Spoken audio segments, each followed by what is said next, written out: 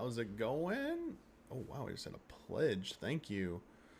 Let me know if the mic is good. This mic has had a bad cable for it, so if it sounds roboty, I need to reconnect it. I probably need to buy a new cable for this, but I'm curious. I think the Resident Evil 4 DLC comes out at midnight Eastern time tonight, so in about 6.5 hours it comes out. 6 hours 23 minutes. It'll should be live, at least on PlayStation, I believe. Well, North America, for PlayStation, Xbox, PC is what I saw. So I'm pretty sure. Yeah, we have not figured out a time. Well, Huber made a tweet, so now I'm worried that Huber wants to tweet it right away, or tweet it, wants to play it right away. So if he wants to do that, I will let him get on tonight. But if he's not going to do it, then yeah, I might just play it, and then if I don't know, like we wanted to get together, but like all like people are out this week, so this week's really difficult, and I don't know if next week is too late. I don't know. We'll have to see. So maybe it's just better if we all like. I have a feeling that with three of us, we might just stream it individually, so we might get 3 streams of the DLC. That is my vibe right now. Rather than playing it in person with the three of us. I think the thing is the three of us like all want to play it and experience it. We didn't realize this. We all want to experience it. So maybe if one of us plays it first, then two of us play it, then like we can get together with a third person and they can play it in the studio while the other two of us have already played it. So thanks for the raid, MXA Ghost. So we could probably do something like that if that's possible. Sorry. Sometimes these ideas sound good and you're like start thinking about like, oh, obvious. Like this is obvious that Uber Brad and I, we want to not be spoiled and play it. So it's like we can't watch someone play it for the first time. That's what happened to RE4. Brad wanted to play it on his own. Huber reviewed it, so he was lucky enough to play it in advance, so he was able to join me to watch me play through it for the original for the playthrough of the base game. Uh, Wait, it's out? Mad Rise. Wait, what? Wait, is it now out? I thought it doesn't come out for. Sorry, it comes out in like. Sorry, I said 6 hours. I was wrong. It comes out in 3 hours and 20 minutes. Oh, I thought it was a global release. I thought it was a global release. It must not be very spoiler heavy. If they didn't do a global release, then there's probably no big spoilers in it. Yeah, I imagine it's very similar to the OG Separate Ways narratively. So I already saw like yeah, the cut boss is in it. So Resident Evil 4 with the DLC is now content complete. That's not a spoiler to me. Like it's like I wanted to know if it was in it. Like please just tell me it's in it, and it's like it's in it. I'm like good. So don't know anything else, but that's it. I had to have that question answered. The TGS presentation is on Friday, 9 p.m. our time. I got that wrong. I thought it was Saturday. I don't know why I saw Saturday. Someone said Saturday, but the tweet they put out today says Friday, 9 p.m. Pacific. Or 7 p.m. Pacific. I don't know. It's sometime Friday evening, our time. So I'll be reacting to that. And if Brad is able to join me, we'll have Brad join me. But if not, I will watch that. So that does not mean it's not a double feature. Yeah. It's not a double feature because the live letter is Saturday evening our time, Sunday their time. So I thought they were back to back, but they are not, I believe. So there are 2 separate days. So I could just go to the goddamn lodestone and look this up real quick. Let me go to the lodestone. Uh, Stage. No, that's FanFest. How do they not have it on the? Oh, letter from the live producer. Saturday at 11 p.m. Pacific, and this is the NA. So yes, they are 2 different days. So no, I was teasing a double feature. That's not happening. I was incorrect. Yes, Japan is 16 hours. Tokyo, Japan is 16 hours ahead of Los Angeles. But yeah, we got yeah. There, Brad was asking me the other day what's going on in Endwalker, and I've been like following. I've been following some of this stuff, and there's been a sentiment. Oh yeah, there's a 10-year anniversary survey. I don't know if it's still up. 10-year FF14 anniversary survey. It's open until. All right, here. I could probably show this. Oh, it's by account. I wonder if you have to have an active account, or I could use my alt account. Because I'm not currently subbed on my alt account. Let me take a look. I don't think I have my token for that anymore, do I? I might not have it. Let me see what happens when I do the survey again. Maybe you can change your answers. You have already completed that. Okay, let me try again. How do you, like, log out now? Final Fantasy 10th anniversary survey. Maybe I have to, like, go to my account and log out. Here, see if it does it again. Okay, go to Square Enix account. Maybe it's gonna log me. Am I still logged in? Okay, there we go.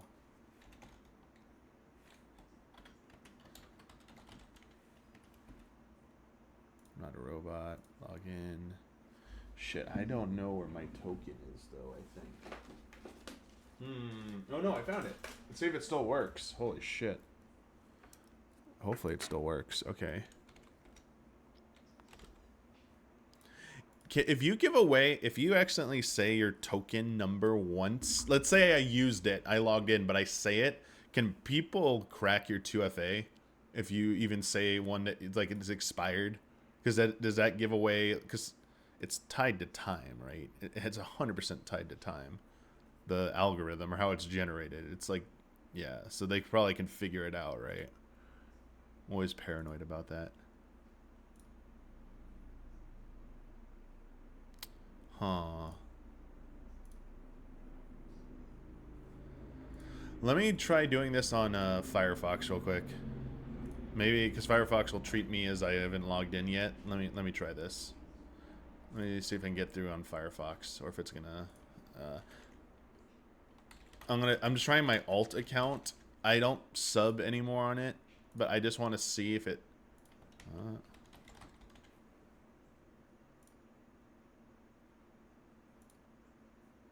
All right, one-time password.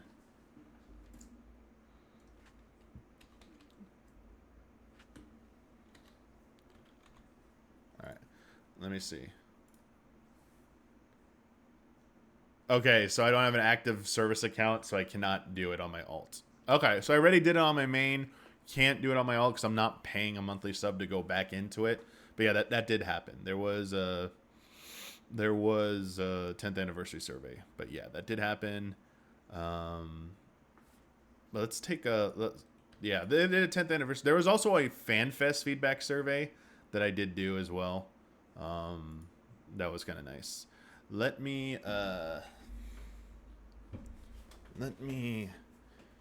get this going here. So I want to get this right. So, oh, do not show that.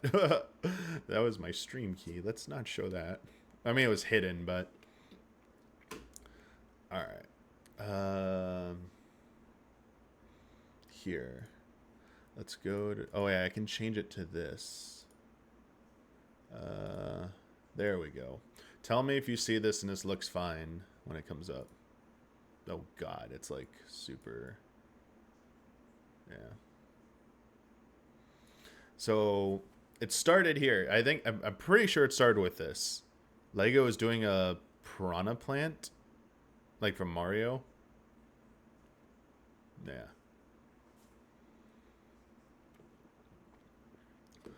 So it started from what I understand. Okay, so I did like there's a ton of stuff. There's a ton of stuff. So this might take a while, but also I think this will like show when I do this. Okay, cool. So we got some interviews. GameSpot did an interview with Mr. Ozma, who's one of the raid boss designers. Did a lengthy interview. Then Inverse did an interview with the designer of the Criterion and Variant Dungeons. We got two Japanese interviews. I mean, I think we got more, but this is Famitsu and Dengeki. And then we have on the Reddit discussion, we have it or the points are kind of like translated here. So we got like newish information, and then we have this going on. From what I understand, there's a two-part. Zepla gave her thoughts on why she thinks Endwalker has not exactly been living up to expectations.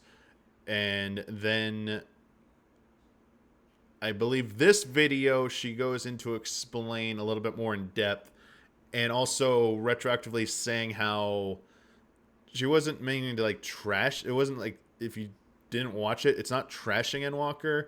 It's just it's giving some criticisms, but also she explains she really still loves it. So yeah, I guess it was like a clarification video. And then I think this is also part of it.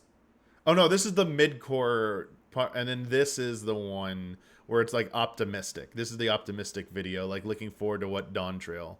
So we can go through these. I can discuss. Now we can go over like we can go over the interviews if you want. But yeah, we have not discussed. We haven't been able to discuss 14 stuff in a long time here. We don't. Interstellar. Where's Interstellar? Yo, don't say that word. We'll get derailed. Don't say that, Rune. Don't make me go down the Interstellar rabbit hole. I'm gonna pull up an article about Interstellar, and we're gonna ditch 14 now. Beetlejuice doesn't work. Interstellar is like Beetlejuice. You say it 3 times. I'll have to pull up an Interstellar article.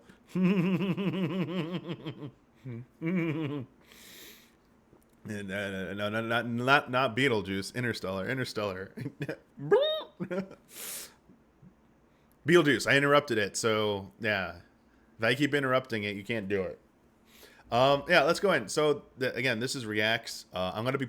So don't get upset. I'm going to pause the video at points to give thoughts. However, I would like to let her finish each thought. I don't want to be like cutting off or anything like that. So feel free in chat to let me know, like, tell me like, hey, let her thoughts form a little bit more before interrupting, if you think I'm interrupting too much, because I do not want to do that.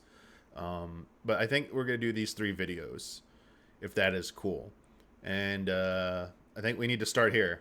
Now, I have listened to some of this. I've seen some of this and listened to some of this. A personal channel, and then like just in the background, but I kind of like have not given it my complete attention. So, and also this is like, I want to have more of a conversation.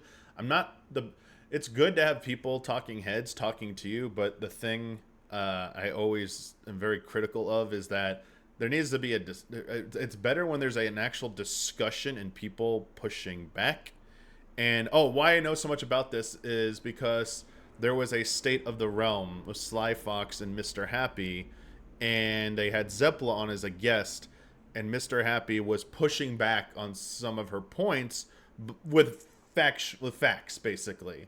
For example, Endwalker literally being the worst expansion, he brought up the history of Heaven's Ward and its patches, and it's like, oh, someone also lived through all that, and like, it seems pretty convincing that Heaven's Ward was probably the worst expansion in terms of all the patches looped in. Not story, but like everything else was like, I kind of agree with that Heaven's Ward is one of the better stories, but man, that patch cycle was kind of brutal. One of the like most it was the like point of the game that almost made me quit. Twofold. One, for rating, for how ridiculously the increase of spike in difficulty for savage or just raiding in general, and the game not preparing you for that at all. And then two, yeah, the game just became not fun anymore to play. Yeah. Yeah, they did recover by the end of the expansion life, the patch cycle. It got better, I feel like, and I was like, all right, I'm good. And then Stormblood changes, like I was kind of happy with that. Yeah, so one okay. There's one thing I would like somebody to do, but I mean, well, it was the discussion kind of achieved it that I listened to on State of the Realm. Like more people than just Zeppler are asserting like we're asserting like Endwalker's content, the patches were some of like the like worst or had the least amount of content. Someone needs to go through all the patch notes from 2.1 onward and make a giant spreadsheet that just breaks down everything that was added and changed. And like so quality of life improvements like would be one category, content added, maybe something else. And so we can have like a actual objective look at here's like each expansion and what they added after the fact, and and then go from there. Because yeah, like of everyone, it's like the one who was bringing the most receipts from what I was able to glean was like Mr. Happy and Arthas. Did work to game do that? I caught one of their discussions, but it was like a 15-minute like commentary, and it wasn't even that long, and I was just listening to it. Yeah, yeah. But let's just yeah. I mean, I went through. We did that video years ago when the first A Realm Reborn update happened. The first the quest pathing, MSQ quest pathing adjustment, where they reduced the number of quests, increased the experience just in the base quest lines to speed up and make and kind of smooth out, and they further refined that obviously because now you can just play it all solo. A Realm Reborn is 100% soloable except for the 8-person trials, which are the only things you can't do are the trials. You can't do any of the trials. So it's not 100% soloable, and they don't know when they're going to be able to do 8-person because they said they can make them 4-person, but like they don't want to lose 8-person. So, oh, this is something I will say again multiple times. I am a very big proponent of stop deleting stuff from this game. Unless they can give me, the developers can give a credible explanation for why stuff needs to go away, like the resources to management or something are just like not there. They need to stop taking away stuff.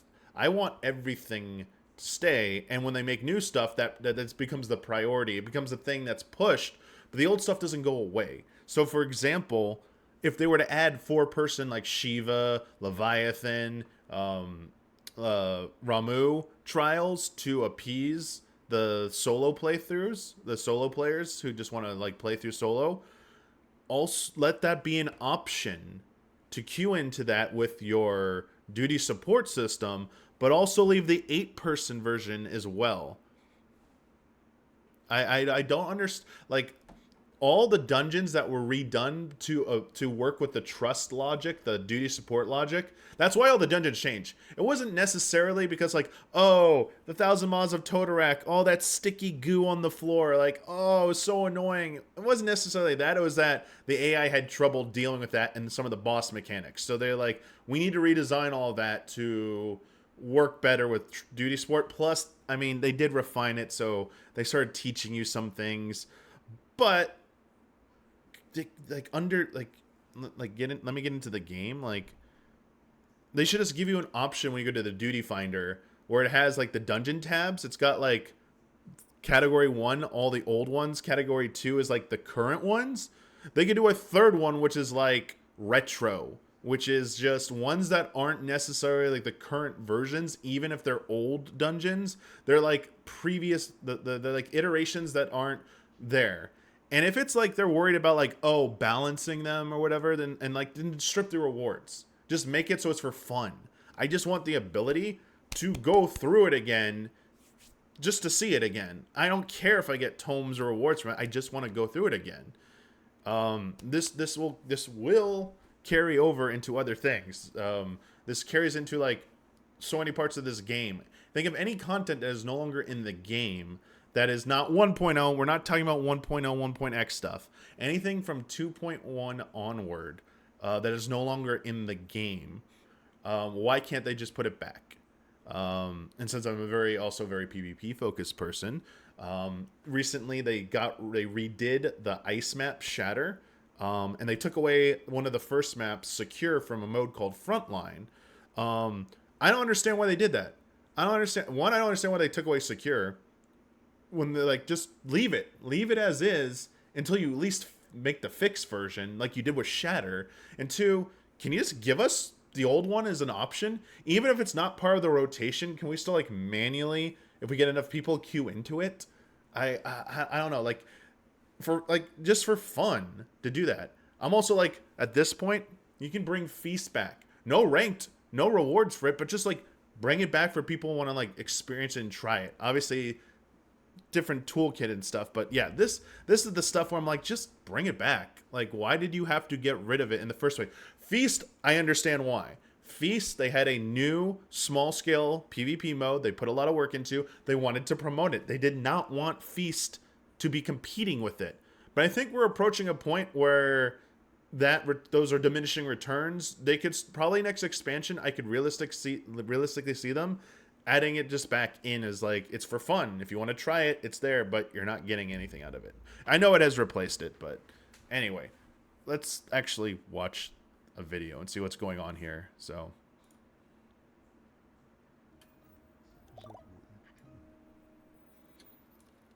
hey Buns, today we need to talk about the Endwalker patches because look, this is a video that I wanted to make quite some time ago, but I myself actually got really burnt out for the first time in the entire time I've been playing these games, which is since 2015, since Heavensward. I've been an active player ever since then, and it was the first time that I actually felt like I really needed to step away and take a breather, and I did. I did just that, because although I had thought about a lot of these things before, I was thinking, well, am I just being burnt out? Am I being unfairly negative? Am I being a hater? So I took that break, and I came back feeling refreshed and revitalized and in love with the game again, and I'm having fun again. I'm working on my glams, I'm raiding, I'm doing the hunt trains, I've got my bluebird bow, which I love, and nice. I can't wait to get the bunny staff. Those are amazing. So looking forward to Dawn Trail, looking forward to the Fan Fest in London, and overall, back in love with this game. Oh, do you want subtitles on? I don't know if they work, but we can try these. They might be funny. Let's see if they actually work. Home for me.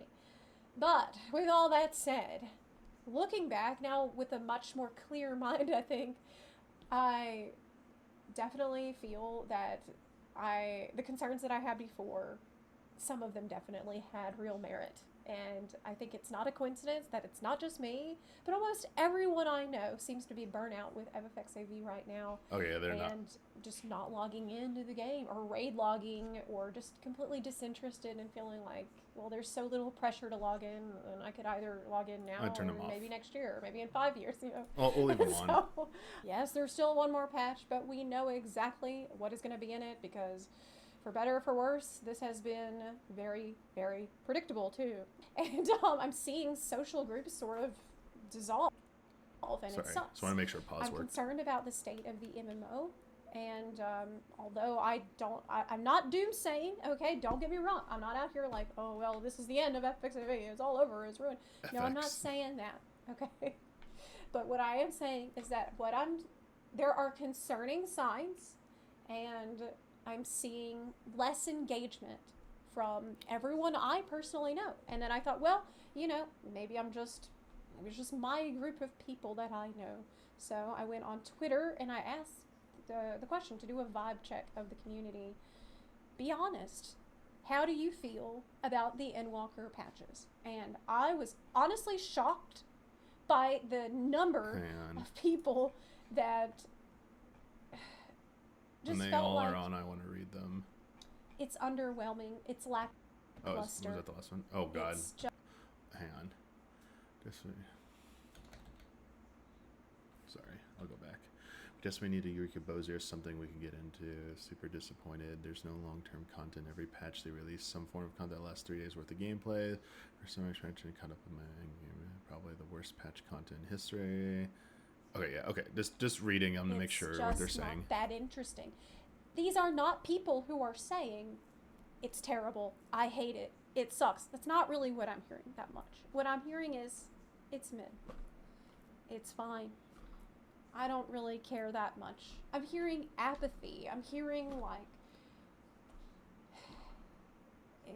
it's okay.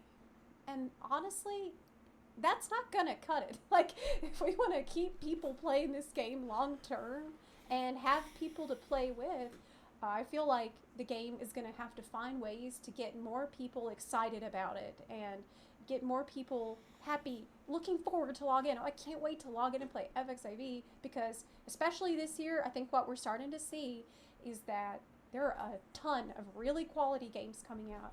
And okay, yes. Okay, so let's stop. That there was a lot said there.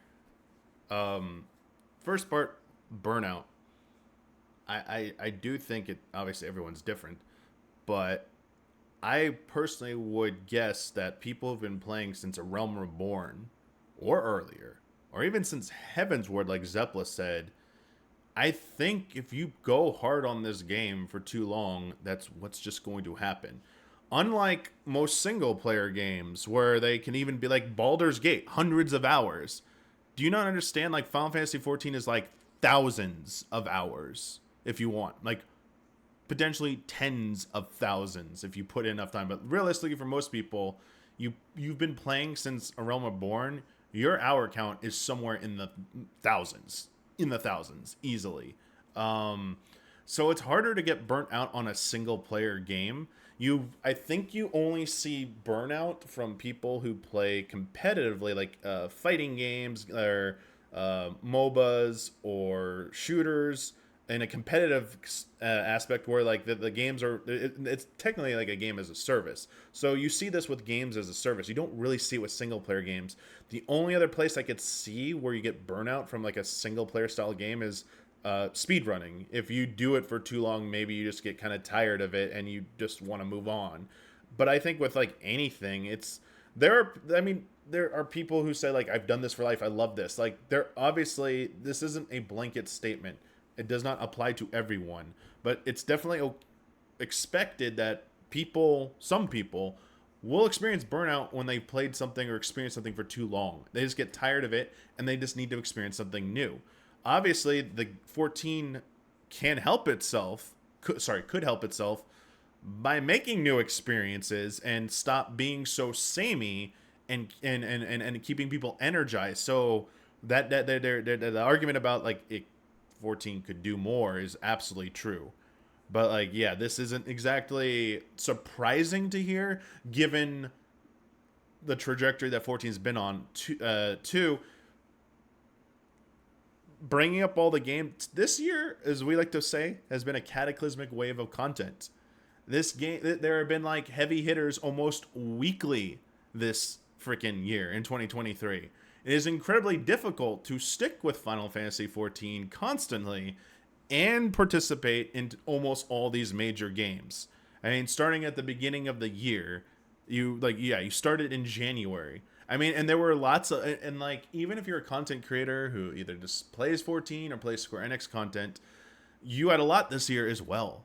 I mean, you had Octopath Traveler 2, you had Forspoken, I mean, you had Final Fantasy XVI in June.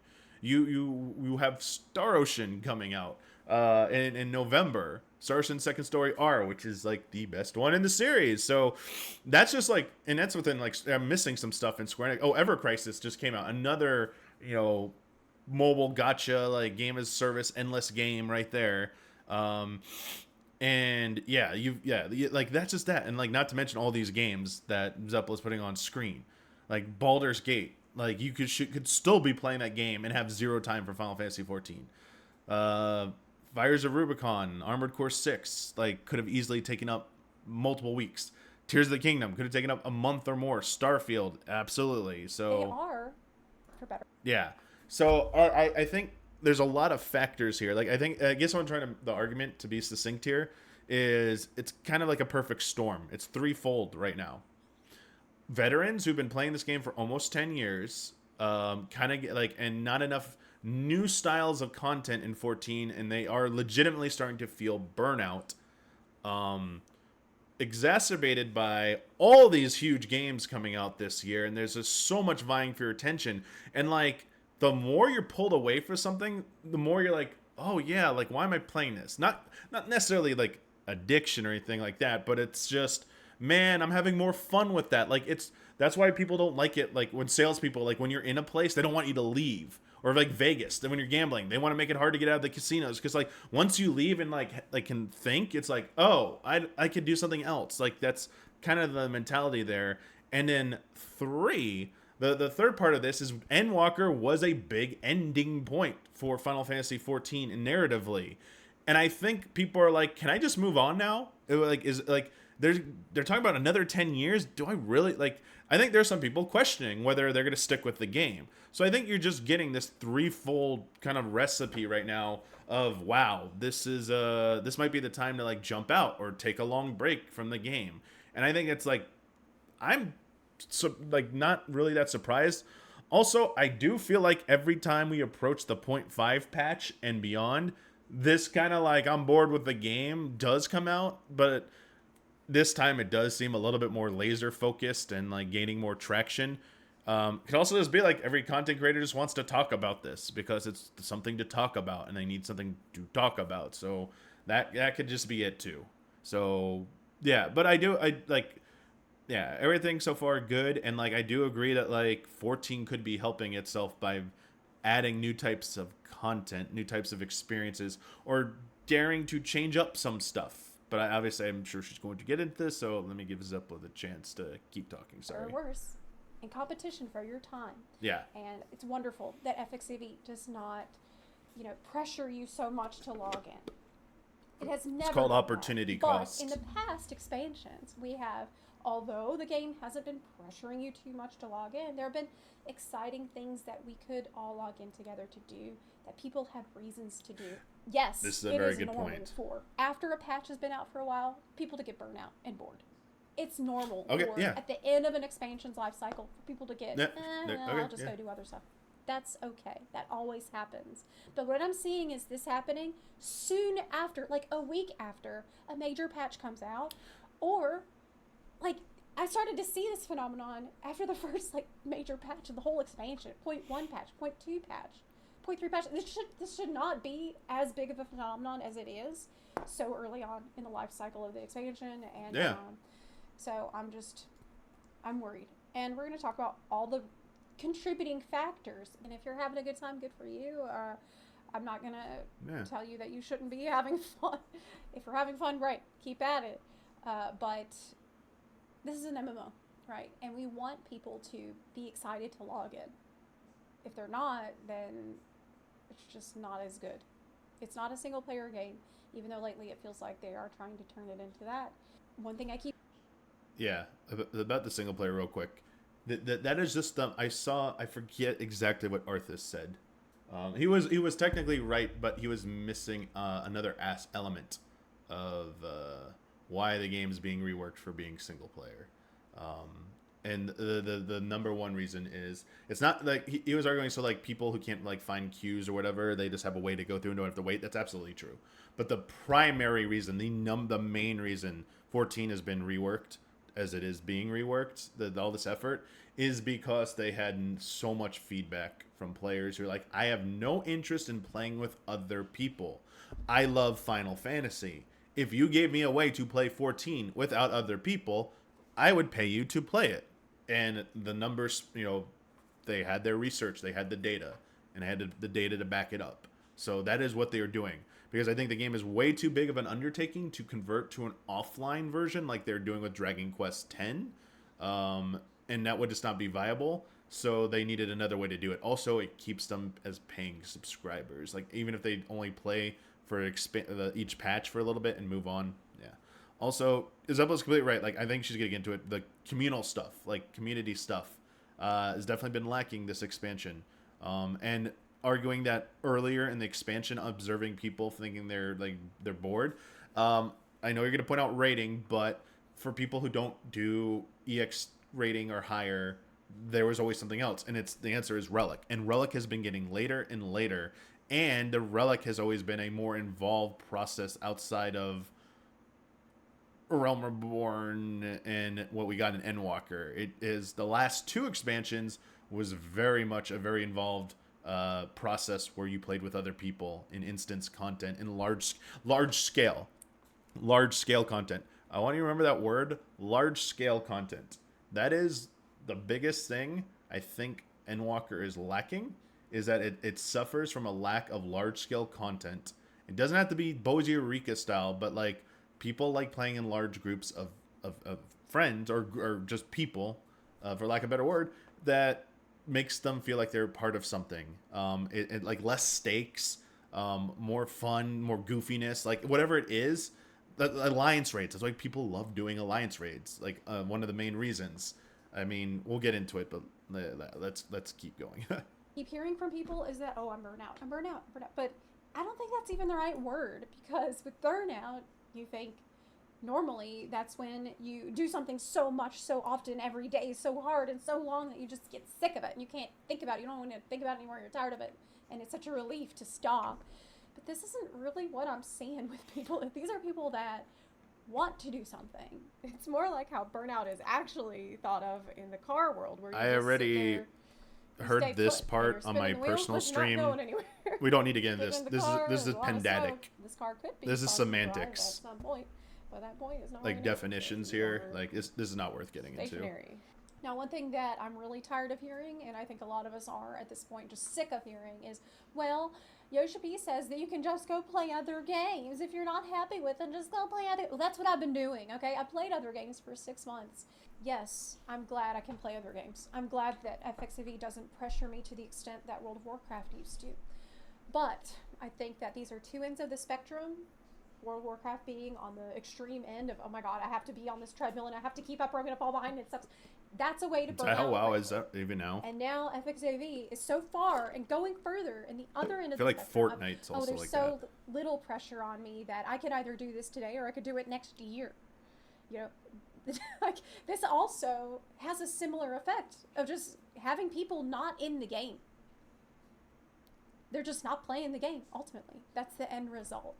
And this damages social groups. It damages the health of the game and the longevity of the game, because a lot of times people will go play other games and they just won't come back. Yeah, this is what this is what I was talking about earlier. This path where people feel less and less motivated or interested or incentivized at all to log in at end game. So I will say this: Mr. Happy already had Zepla on State of the Realm. This point came up. Mr. Happy had a great rebuttal to this. So about that, they don't want you to go away forever. they like basically the stance was Mr. Happy tried to explain the stance a little bit better to Zepla, and I think a better understanding and middle ground was reached there. It was just like I like, yeah, I get it, but for people who, I'll be really brief because I don't want to keep interrupting. For people who want to like just want to play 14, there's nothing wrong with that. Like, especially if you don't have a lot of money and like 14 just gives you so much content and it's like worth your like whatever the sub is a month, like 12, 13, 14, 15 bucks, and you don't want to like buy other games and like you feel rewarded and it's like you really want to stick with it, or you're a content creator like who wants to specialize in 14, like obviously it can be a struggle, and I can see it like tying into that, like just go do something else, like, but I do want to do this, and like I sort of get that, and we don't need to get into it now about how it's like better to maybe think about scale, scope, and what you should cover to, you know, maybe not be so one-dimensional for all those things. For example, like if you're a 14 content creator, you should seriously, strongly consider being a Square Enix content creator. Or if you don't like all Square Enix's games, maybe a Final Fantasy content creator. Oh, but it's so like, but 14 was my niche and stuff. I'm like, it still can be, but like you're gonna need other stuff to play. You're gonna need other stuff to fill in your schedule and just probably keep your sanity. And I understand it's a very competitive space, but if this is what you want to do, you need to get into the other Final Fantasy games. You need to be like a Final Fantasy content creator. Like, be a Final Fantasy content creator and specialize maybe in 14, or be a Square Enix content creator specializing maybe in 14. That way, because the problem, the reason I'm giving you this advice as someone who's seen so many content creators, is done this myself, and knows lots of people who are at companies who do the like influencer slash content creator like recruiting slash like relations, all this. The thing is, with the sirens going off in the background, I'm so sorry that they yeah. I'm so sorry they interrupted there. Are they gone? Now I forgot my thought. Now I'm just trying to remember my thought. I'm so bad at this. I'm so sorry. I have attention issues. Let me work backwards. I always have to like work backwards. So I go to like my point, what I was just talking about, and try and go backwards, and my brain sometimes remembers what I was supposed to do. Yeah, the FF police are coming. They're not happy right now. Retrace the thoughts. I gotta retrace the thoughts. Sorry, content creators, only streaming certain game, being known for, yeah, Yoshi P heard me and he got in trouble. And maybe I'll get to it in a second, but let's not derail. But I mean, I was also just saying, like, it's better for you just to like branch out a bit and have like diversify your content, but like don't go too far. Obviously, oh, sorry. Here, that was the point. I remembered. When you cultivate a community, they know you for something, and you have a very limited window when you start off. When you start and you start to get big, if you're going to become successful, you're going to be known for something. And once you are established and known for that thing, it's harder to branch out at that point. So many content creators who try to do something drastically different that's outside of their known wheelhouse, their viewership numbers go down. Everything goes down because their community doesn't like that. And like, unless you just get lucky from that point, you already kind of got, like, I'm not saying it doesn't take hard work, but there is some degree of luck involved. It's hard work and a little bit of like, it's like the luck part, to be more specific, is like timing. Did you get into a new game like at the ground level? Is it brand new? So like maybe you like the competing pool for people fighting for views, whatever. It can be more specific, but yeah. Sorry. I'm so sorry, Zepla. I'm not meaning to keep cutting you off either. I know you're not literally here, but like, I hate when people do this and be disrespectful, but I feel this is important advice is once you get known for something, it is very hard to change. And changing is not a guarantee of like either growth, continued success, and more often than not, it means decreased success because you have to kind of reprove yourself. And like, I'll say this is true for the content creators I watch of 14. When you switch to another game and it's not an adjacent game like 16, I loved watching all your reactions to 16. But if you switch over to say like Baldur's Gate 3, I have zero interest in that game. I stop watching you. You switch over to Fortnite, I stop watching you. You switch over to Call of Duty, I stop watching you. Like, you have to be something in your wheelhouse.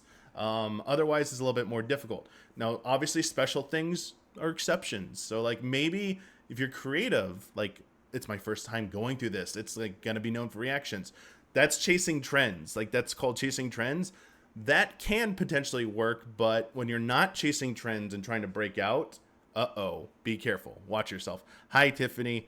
I just realized I don't have you on like a friends list or anything in 14. I saw like a tweet or something of yours, and you were like near on one of your characters, and someone was next to you. And I felt bad. I was like, oh, I don't know if your friends list is already full though, so don't worry about it. Because I know last time we were streaming and you were in our chat, you wanted to do EX trials or something, and I felt bad because we were playing something else, and I didn't want to completely derail what we were doing. So now we're talking about 14 related stuff. Like, I will, if you ever want to do something, I love playing with other people. Please don't be scared to ask. I promise. And just because, like, if you see me playing and I'm, like, playing, like, Savage Raid or PvP doesn't mean I will go do other stuff. I promise. Sorry. All right. Let me give Zepla the floor again. I'm sorry. I think that it's really helpful to listen. I cannot believe I'm saying this. I just didn't feel so bad.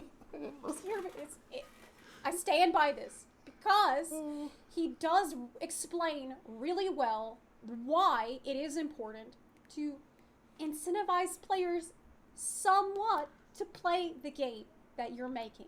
And this is from the interview that Mike from Preach Gaming had with Ian.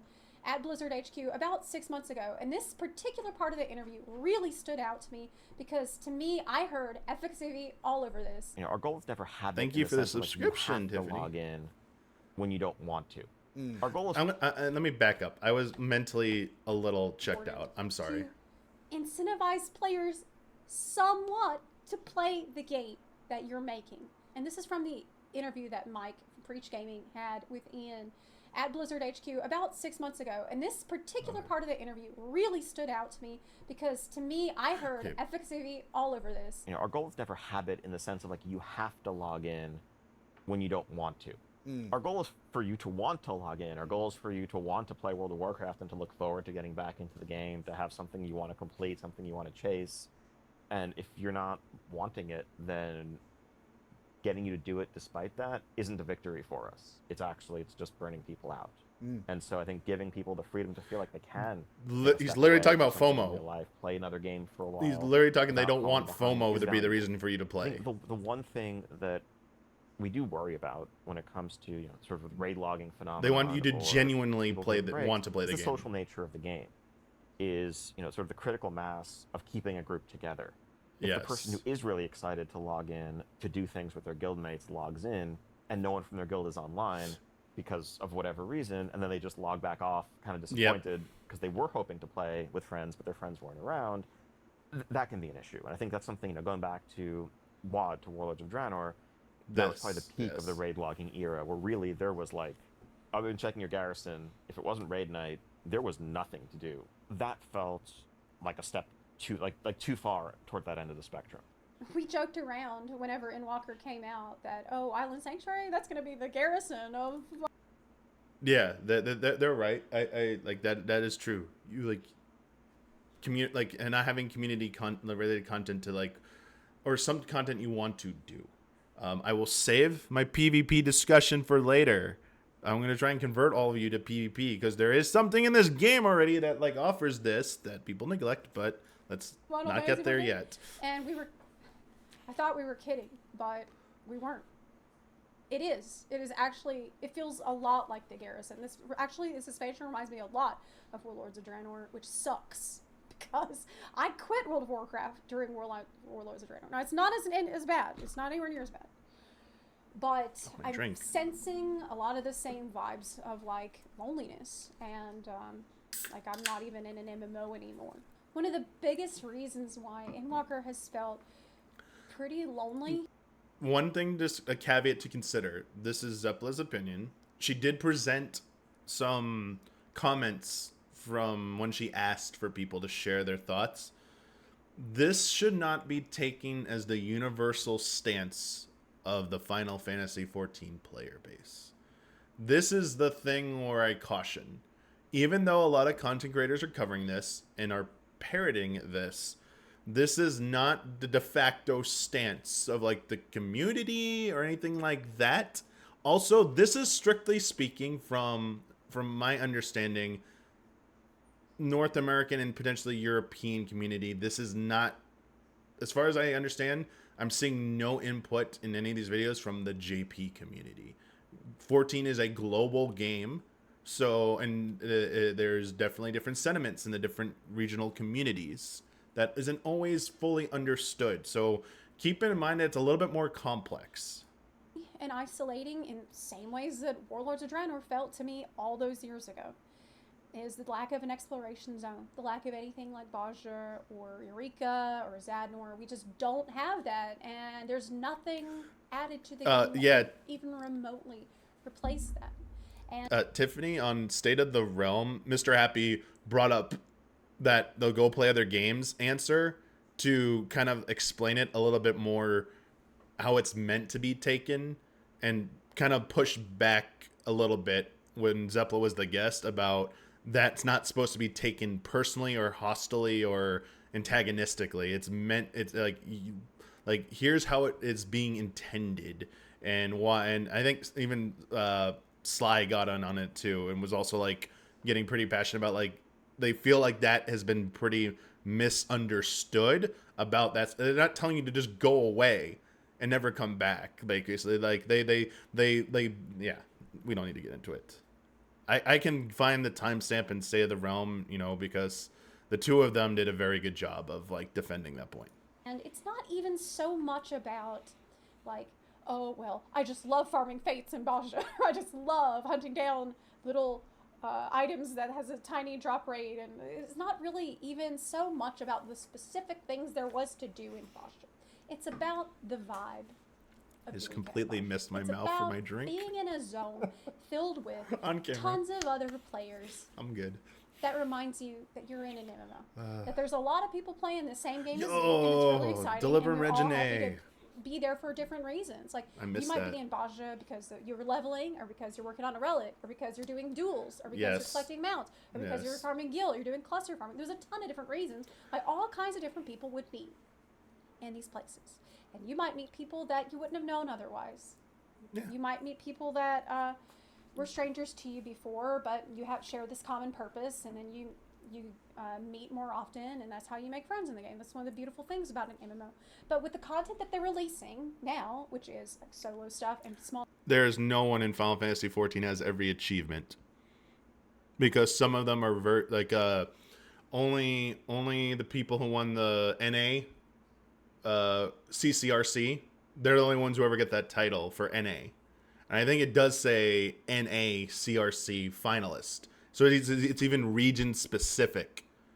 And that's the title. And I think it counts as an achievement. I actually don't know if that becomes an achievement or not. But there are things that are very limited that you can't even get anymore.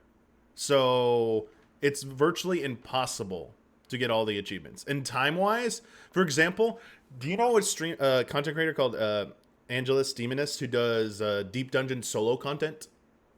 He showed one of his the hoarding achievement for finding the hidden chest, the largest achievement, like the one that takes the most. He was like only barely halfway to that one.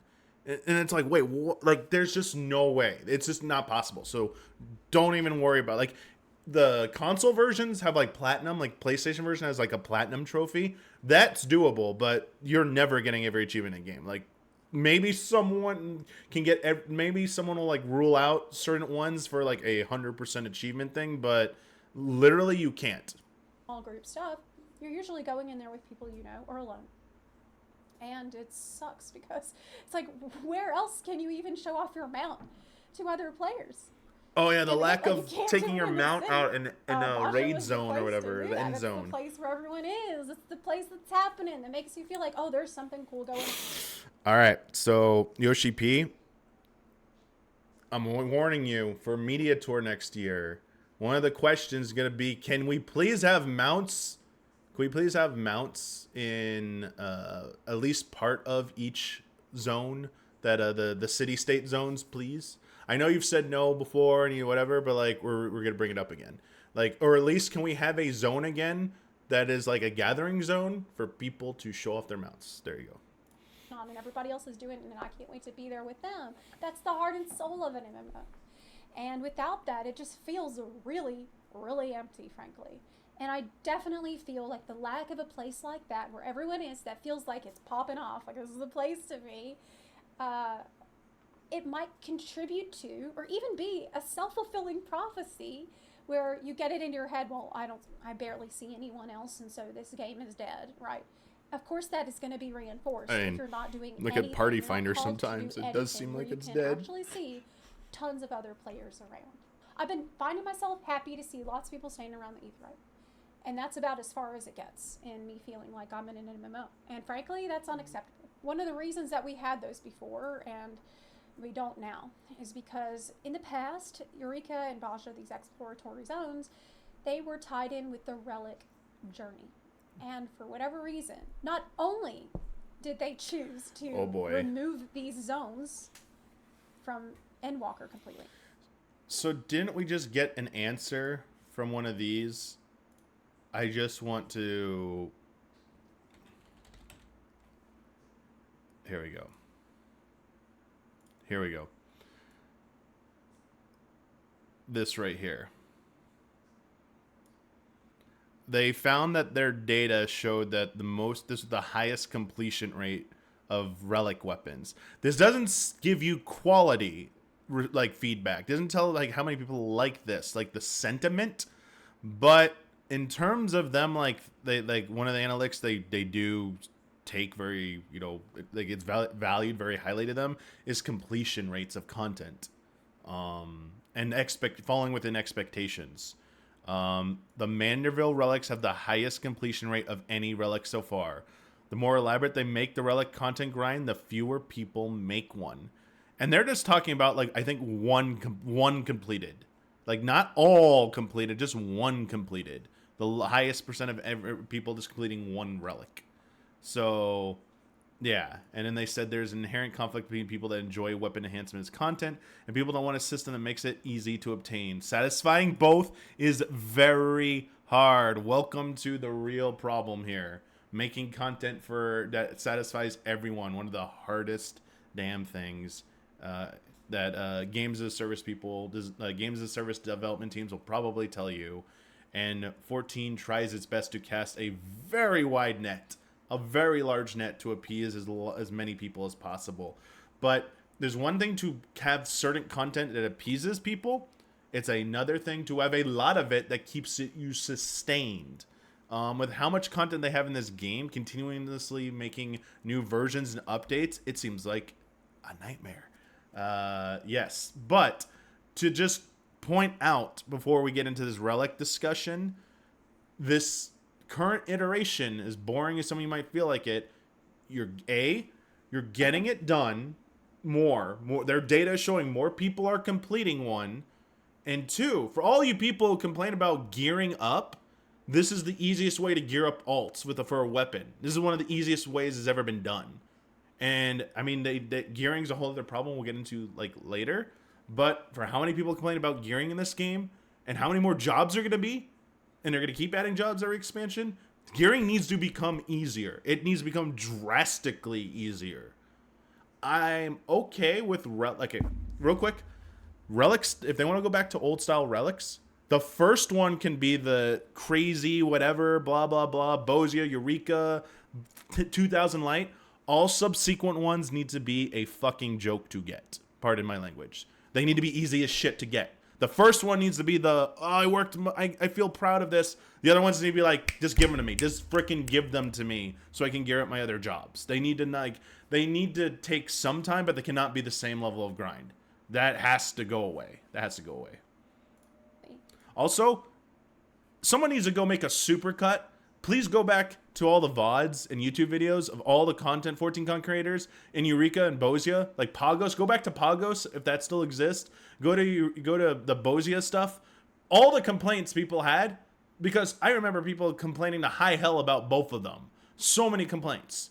And I just want a supercut of all the complaints, please, so we can have a video that like we can all go to. Like, here's whatever. Like, do you remember all this shit? Do you remember the things you didn't like about this? That's not saying that it shouldn't come back, but literally don't ask for Eureka Bozia. Like, there are refinements to be made. The point is, again, large-scale content. There needs to be more large-scale content in 14. But anyway. They also removed the relic journey. There is no relic journey for Endwalker. You cannot say that turning in tombstones each time counts as a relic journey. So let me explain if you're new. In the past, in every other expansion of Final Fantasy XIV ever, the relic has been a very special weapon that has been a journey for you to get. Now, usually you complete it in stages, each stage becoming increasingly more cool looking, shiny. It transforms over time. And with each stage, you need to go grind some materials. You need to go, I don't know, farm fates, maybe do some dungeon or whatever, to get the materials you need. I have an idea to for upgrade it to the next stage. And so it's this long process. It's meant to cover the entire expansion, and it really is Shadow Knight, kind of like what you're talking about. Because at the very, very end of it, very end of the expansion, then you have a pretty good weapon. And it's a sparkly weapon, and it shows that you had dedication and you had patience. So it's a great way for a casual player who maybe doesn't want to raid to get a really cool weapon that they can be proud of, that shows they were committed to this, and it's something to be proud of for sure. It always has been. But this is the first expansion where I have not heard shit from anybody Well, about yeah. their relics, because the Yeah. relics are in the game. I mean, yes. The relics are still in the game for Endwalker. I mean, But to upgrade your relic this time, just turn in tomestones, and it's not even that many. In fact, most people, you can log in, and if you hadn't been spending tomestones, you have enough, and that's it. It's literally a tomestone weapon. There's no cool, like, there's no process really to get it anywhere. There's no journey. They just removed that completely. Why? Why did they do this? I do not understand. We have tombstone weapons already. Well, we know why. They wanted to try something where they thought it would get a higher completion rate, and they got the data. It was for research, and they were looking at their data. But I also do, not to dismiss this at all, I do think some of that type of content in some capacity needs to come back, and we'll get into that later. We don't need to. Why do we need another worse tombstone weapon? I mean, it's going to be best in slot eventually, though. I'm truly baffled by this decision. Oh, that's another thing. By them to get relics need to catch up to best in slot also faster. Served the very important purpose of keeping people engaged with the game. This is the problem, not keeping people engaged. It's the thing that, like, it gave you something to do between patches. For example, I think it was at the end of Stormblood where there was a big content drought, like a giant one, and I'm pretty sure it was end of Stormblood. And somebody had asked Yoshi P, what do we do? Waiting. It's such a long drought. What do we do? Waiting for the next expansion. And he said, oh, just get every relic weapon. I mean... people were kind of mad at him at the time because it was kind of a cop-out answer. It takes forever for the old ones. Because getting each one was time-consuming. Yes. That's really what it... I don't have every relic from any previous expansion. Busy waiting. I currently have every one for this one. Without that, it's almost like they deliberately are now choosing to not have you play the game between the patches. This is the first expansion in all my years of playing FXAV. I don't know if I agree with that. I don't even know what my relic looks like. I don't know. And my friends who normally send me screenshots of, look, I just got the new relic for my job, and oh, I just got another relic. It's usually a thing we are excited to share because it's a big deal. It's like a big milestone every time that you get your relic and you upgrade it because it's hard to do. Nobody I know is even getting a relic. Nobody's even going after it. I'm just going to say, I feel like that's kind of that's personal preference. Some people might enjoy that journey and feel like that's rewarding. Some people might find something not satisfying and rewarding. I mean, I understand. This is still getting into, I feel like this is still, I'm trying to make everyone happy. And you can't do that. That's like kind of what I'm like getting from this, like the solution to this. And it's like, I don't know if I want a Eureka or Bozia again for relic step. I'm like, I don't know if I want that. Like, I don't know if I want to go through that again. That was so time consuming. Also about the weapon thing, again, personal thing. I can't tell you what any of the Savage weapons look like over the years. Like, the only thing I can remember is like one of the Alexander ones, because one looked like the Monado from Xenoblade, and I was like, that looks sick. But I can tell you what all the ultimate weapons look like, because they're cool and glowy. Like people just gravitate towards certain glamours or gear. So like, even if you don't like the relic how they look, like, that could be a thing. Like, even it could, like, some people might love how these new relics work or whatever. I don't know. This feels like very down to personal preference. But I do think, like, keeping people engaged with the game and how to better do that that's the more important topic here, I think. There seems to be a weird fixation on Eureka Bozia right now. And Relic. And I get it. Relic was seen as the thing that went through the expansion to keep the casual to somewhere above casual players involved in the game. But I mean, and I think there wasn't nothing came to take that content's place. Right now, because it's not cool. Yeah. Because it's easy to get. It has no value. Because it's just. Yeah, sorry, keep cutting you off. I'm just bad at forgetting things. So if I don't say it, I'm just gonna forget it. I think what people want from Eureka Bozia, maybe not necessarily like it can be tied to Relic, but I think what is a more pressing matter for the game's longevity is the environment, the zones, the field zones. They call them field environments, their terminology, but like the zones you go to in the MSQ, the 6 new areas you get every expansion. What keeps the exploration factor of them, and what do you actually do in them outside of the MSQ besides fates, gathering, and hunts? It's like that system has been there since A Realm Reborn, or whatever hunts and stuff like got in there. But fates were in there at the beginning. Hunts came a little bit later, and gathering has been there forever. It's like, what else do you do in those zones? There's some side quests in there too, but like there's like no more meaningful content. And those other 3 are so, gathering is always gonna be gathering. Like you can take that away. Like that doesn't even really count unless they're gonna do something new, interesting with gathering. It's like fates. Yeah, it's the first. It's like the other 2, and it's like, yeah, those have been there from the beginning. What do we do to make it interesting? Because they make these giant zones, and like you know what I said this before. The biggest offender in Stormblood, the locks. How much of the freaking locks you don't even go to in the MSQ? It's like, wait, what?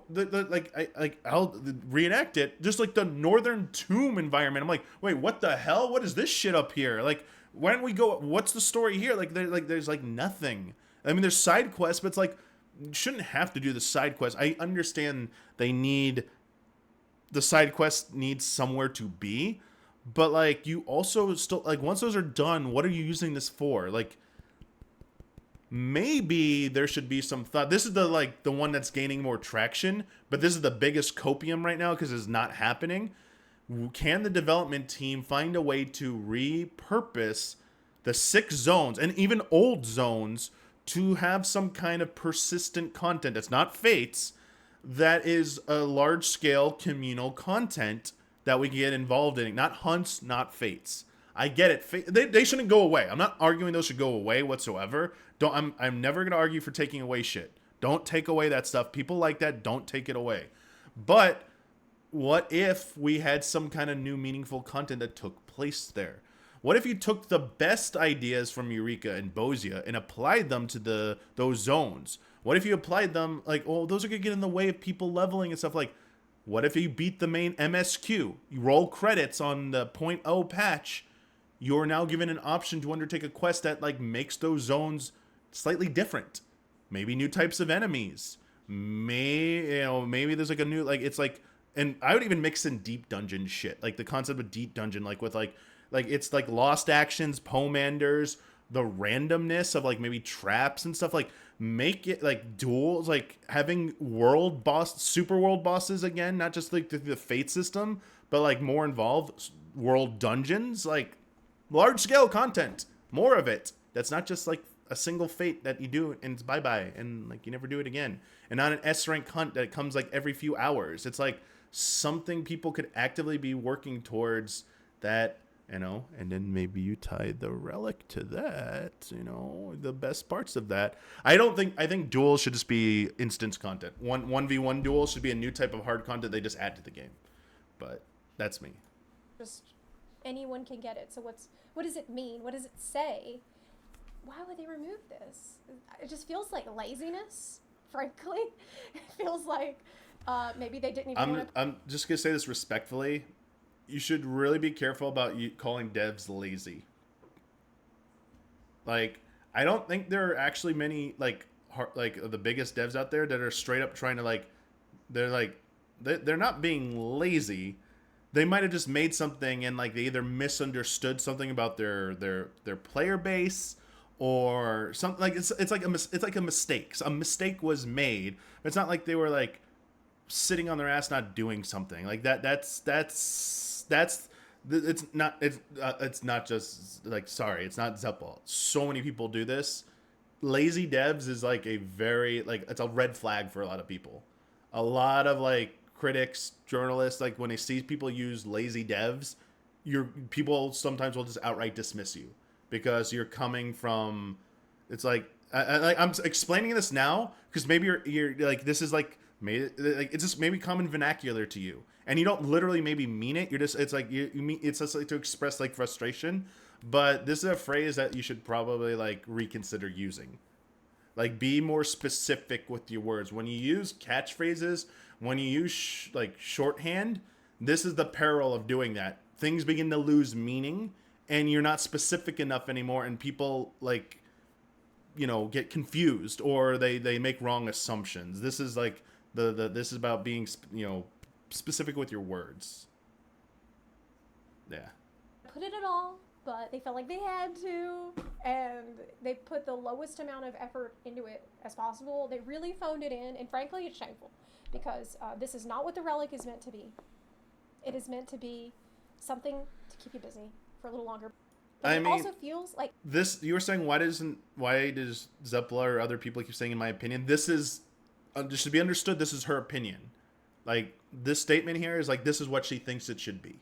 You can disagree. Like, I disagree to an extent that a relic is like, this type of relic is not for everyone either. Other people enjoy what we have. So she's just making an argument for herself. She's just like making an argument for the people who think like her as well, that they want this to come back. And there's nothing wrong with that. It's like, yeah, like they missed something. Like, and I don't like it when they take away stuff. Like, I would be fine with like them bringing back a Eureka Bosia style thing, and also giving people like, you don't like that? You know what? Here's an alternative. Grind old content and you can also get it. I mean, they kind of did that with the one step of your Bosia, right? You could either run the 24-person alliances, or you could go do their thing or whatever. So, yeah. It's a deliberate choice that they do not want people even logging in that much. They just don't want you to feel like you need to log in at all. It's crazy. Now, the next thing that it pains me to say, because I am an MSQ Andy. I live for the main story quest. I'm sorry, a what? And that will... What was that phrase? I didn't hear. MSQ Andy. MSQ Andy? Does that just mean someone who's like obsessed with MSQ? I'm not familiar with this.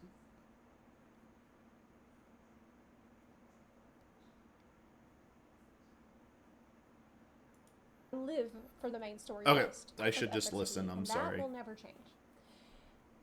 But I have never been more disappointed with the main story quest than I have in this expansions. Patches. I'm just gonna keep my mouth shut. You already know me right now.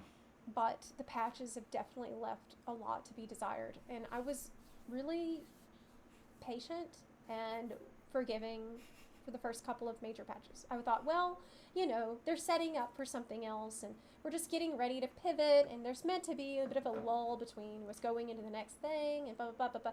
But looking back, I feel like I was just kind of making excuses. And I don't want to say that all of the story and every moment in the whole story was terrible. No, because there were good moments. There was a lot of really nice moments. Like the slice of life moments I thought were some of the better parts. Especially Estinian doing the push-ups. Oh yeah, the magical Y'shtola's magical girl moment. I feel like it is. Yes, look at that. And obvious. Can we rewatch of that? Can we get a replay of this? Here's your fan service. Look at this. You got this. How dare you complain? But they rendered sweat on Estinian for you. Shameful. And you know what? I bet for the graphics update, they should show the scene for the next graphics update 7.0 trailer and show side by side and show like show it all like glistening and ray tracing and shit. I feel like it is shameful ray tracing showpiece. And obvious that they, instead of making the trial series side series like we have had with Sorrow of Wirlit or Four Lords in the past, they instead chose to make it the main story quest. They made the trial series. Oh, this is what Mr. Happy also pushed back on, because unfortunately, like, Zepla did not play during Realm Reborn. All the ARR trials are part of the MSQ. We have a trial series. We've already done this before. A side series, a story. This isn't the first time. Bosses, because they have just put it right into the main story quest. So that's less content. Not only is it less story content overall for us, but it's way less interesting. Because as soon as we were aware that there were these archfiends at the very beginning of the expansion, We knew exactly what was going to happen. Some people are saying, oh, well, it's just because 6.0 big arc ended, and then we got a new arc starting in Dawn Trail, and so this is just in between, so you can't expect anything good. That's honestly bullshit, because being constrained in time to tell... So, she's right.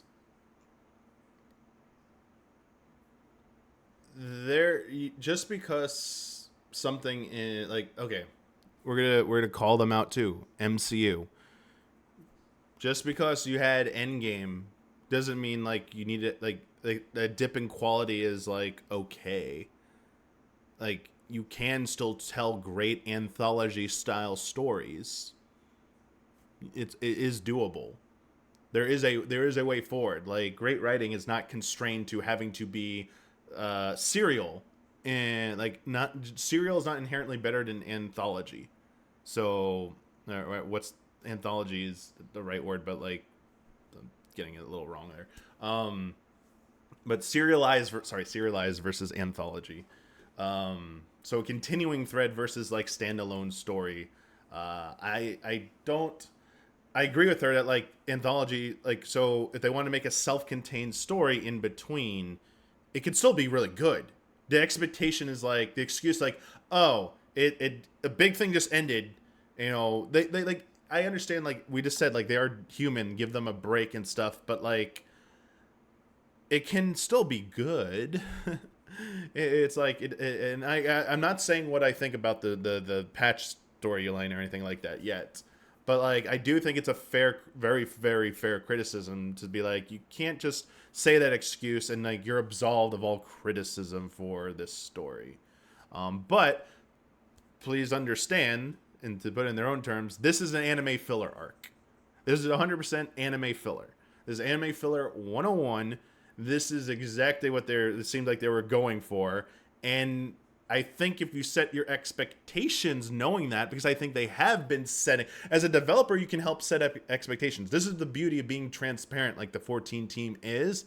They've set this expectation. So like they're not absolved of criticism, but at the same time, to their credit, they are telling us this, letting us know that like, hey, maybe lower your expectations for this. They're not literally saying lower expectations, but they're saying as much as they can to prep you for this might not be the same style or level that you've been expecting. So, but we're still trying. And I think that's completely like fair. Like you can have both. Both can coexist. It's okay. And yes, this will amount. I mean, unless Zero somehow shows up in Dawn Trail, this will amount to, which I'm pretty sure she's not. This is amounting to an anime filler arc, because we like, yeah, it's fine. And we can get into it now. I love Final Fantasy IV. I understand there's a lot of Final Fantasy IV's fan service, but I do recognize that the story here, it isn't as intriguing as maybe some of the main expansion storylines. It definitely feels like a little bit like, I understand there's still stakes, but after what we just went through, I do feel like it's a little bit lower key. And lower key is not necessarily bad. It's just, I think some parts of the patch storylines get a little long-winded. And I think if anything, maybe it all could have been a little bit shorter and tighter. I think that if you want to give a fair criticism, I just think the patch storylines dragged out a little too long. I think you could have made it a little bit more concise, and I think it would have been a little bit better. That's like my only like big real criticism I have of the patch storylines. But yeah, but I mean, I also think it largely depends on how much you like Final Fantasy IV. Obviously, that elevates it a little bit for people who are into Final Fantasy IV, getting to see the Four Fiends, getting to see Golbez, getting to see we're going to the next dungeon. I mean, and the fight, like all the trials, seeing like the music. It's like having Hyadane come back to compose with Soken. It's like a lot of history. So it's like pretty cool. Dark Elf is teased for the dungeon, and then obviously Zeramis. And it's like, this is like and it fits into like Yoshi P saying this is a theme park of Final Fantasy, but to Zepla's credit, again, short aka anthology does not mean bad, and it should not be expected to be bad. And a great example. Some great examples of short standalone things that, like, if you worry about time, like not enough time to tell a good story, watch the first 5 minutes of Up. Oh, but like there's too many characters to do in a short time. Please watch Tales from Ba Sing Se and Avatar: The Last Airbender, please. There are ways to do it that are really good. There are examples of it. It can be done. So there was a way to make this potentially really, really, really, really good to like people would still be talking about these patches. It didn't happen. I mean, maybe, yeah, they're letting newer writers get a chance. I don't know. I forget who's actually writing the patches. I apologize. But also, you know, like, it could just be people needed a break, you know, and so that's why they have different maybe writers on it. I don't know. There's a whole different slew of reasons, but like, yeah, the point still stands that like, I get that this is, you know, this has been a bit of a letdown for some people, but for other people, it's been like sort of enjoyable. It goes back to, again, you can't like appease everybody, but again, both can coexist. This can be not, yeah, we're going in circles. Let's keep going. A story usually means that it's going to be easier to tell a good story if you spend enough time really plotting that out and considering it. Like, that's one of the major reasons why I often say Shadowbringers was such a solid story expansion, because they needed to tell the entire story of a planet from beginning, middle, and end within the course of one expansion. So there's all these new people you meet, there's this huge climax, and they need to wrap it all up before you go. And this made it really satisfying as its own package. So sometimes constraining the story is really, really good, because you can get all this is true. Yes, this is true. But it feels like really took a lazy path, to be quite frank. And I mean, it's their opinion. It's their opinion. We don't need to get on this. Won't it be so convenient for us to just do callbacks to huge story moments in FF4, try to recreate those? And a lot of times it felt forced, and it felt like we're just artificially trying to recreate this. She's giving her criticism here. This is completely fair. And like, there's nothing wrong with this. Instead of having a side story series like Sorrow of Wirlit, which I know that's a tough act to follow, we'll just make that the main story quest instead. That is sucked. The story has gotten so predictable that in the previous live letter, they even told us who the next boss was going to be, because they know that we know. Yeah, and they did it for the last one. There was no Usually surprise. It's like a big secret. Like, ooh, we can't even tell you who the new trial boss is going to be, because it's going to be this huge story. That would have been the worst thing to try and hide if they tried to hide it. Sorrow of Wirlit was absolutely amazing. I cried at the end. That's the Shadowbringers trial story. That's with Gaius and the kids. I will say, like, I enjoyed that one, but like, I didn't think it was like exceptional. I actually didn't think it was like, yeah, I didn't like blow me away either. Honestly, none of the trial storylines have blown me away. They're good. Like, I think they've been good, but like the things that take the cake for me are like MSQ storylines and Hildebrand storylines of them, like really good, like consistency, like good consistency. And honestly, it feels like they took a really easy way out with the main story quests for these patches. The better parts were slice of life stuff. Zero being a character who I like, and is generally pretty well received, and the moments getting to know and sort of chill out with the Scions has been some of the brighter points. So that gives me hope for Dawn Trail, because I think it's going to be more like that stuff. But God, it has felt stretched out, and it's felt like a filler, and that is not. Yeah, in this I agree. It's stretched out. It needed to be tighter and concise, and it is anime filler 101. Like, any of you are like being like, man, you're being like it's all the critical stuff. I was like, no, like I 100% agree with this. This is true. Not been fun. That has not really been very engaging for me. Now, the next thing. I know this is rough, man. No, don't feel bad. Like, Island Sanctuary. Island Sanctuary. Can I skip this? I have like person that is excited and happy. This is all Island Sanctuary, because in fact, even when it first came out, I'm fine. I remember everybody was kind of shocked that, like, because we thought, we're gonna go there and this. It's like dragged out too long as well. Like I liked it at the beginning. It doesn't feel too involved anymore, but it just feels like they're giving us like basic updates at this point. Like, remember Island Sanctuary? Here's one more thing for you to do, and like here's a mount and a minion or something. Like it's okay, but like it was definitely it was up front was like it was front loaded for me. It was very front loaded. And I'm glad it exists because it provides some pseudo semblance of an alternative to player housing. It's not quite exactly player housing, but like it's something that gives you a little bit of like that. The problem is, it's like no one goes to like. The biggest problem with Island Sanctuary is people can't like go. It's not like not. It never was going to be Animal Crossing. They even said it was never going to be Animal Crossing. But like people can't go to your island and like do things with you. I think that's like the kind of there's a miss on that content. Like even if they restricted it to like 4-person, like 4 people can come to your island at a time and do stuff. That was kind of I think the miss. It's gonna be this relaxing island getaway vacation, and we get there and it's a fucking management sim spreadsheet. I think Yoshi P was trolling all of us. Assign work schedules to all the little. I think he was getting back at all of us. I literally think he's getting back at all of us for this. This is him like you guys ask for so much shit in this game. It's a Sakurai, don't ask me for anything moment. He was like, you know what? I'm going to tell you this is nice and easy, casual. Because it's psychological. This is something you can do at a snail's pace. This is like, he's basically calling us all out for our FOMO. That we rush to do everything way too quickly. That we we unnecessarily push ourselves to do content to like go too hard, too fast. And he's trolling us. I think he's literally getting a lot of he was getting so much satisfaction from seeing everyone complain about this. Like, he's like, you're doing it to yourselves. You're doing it to yourselves. He's literally doing that. The general reaction was, wait, we're here to work?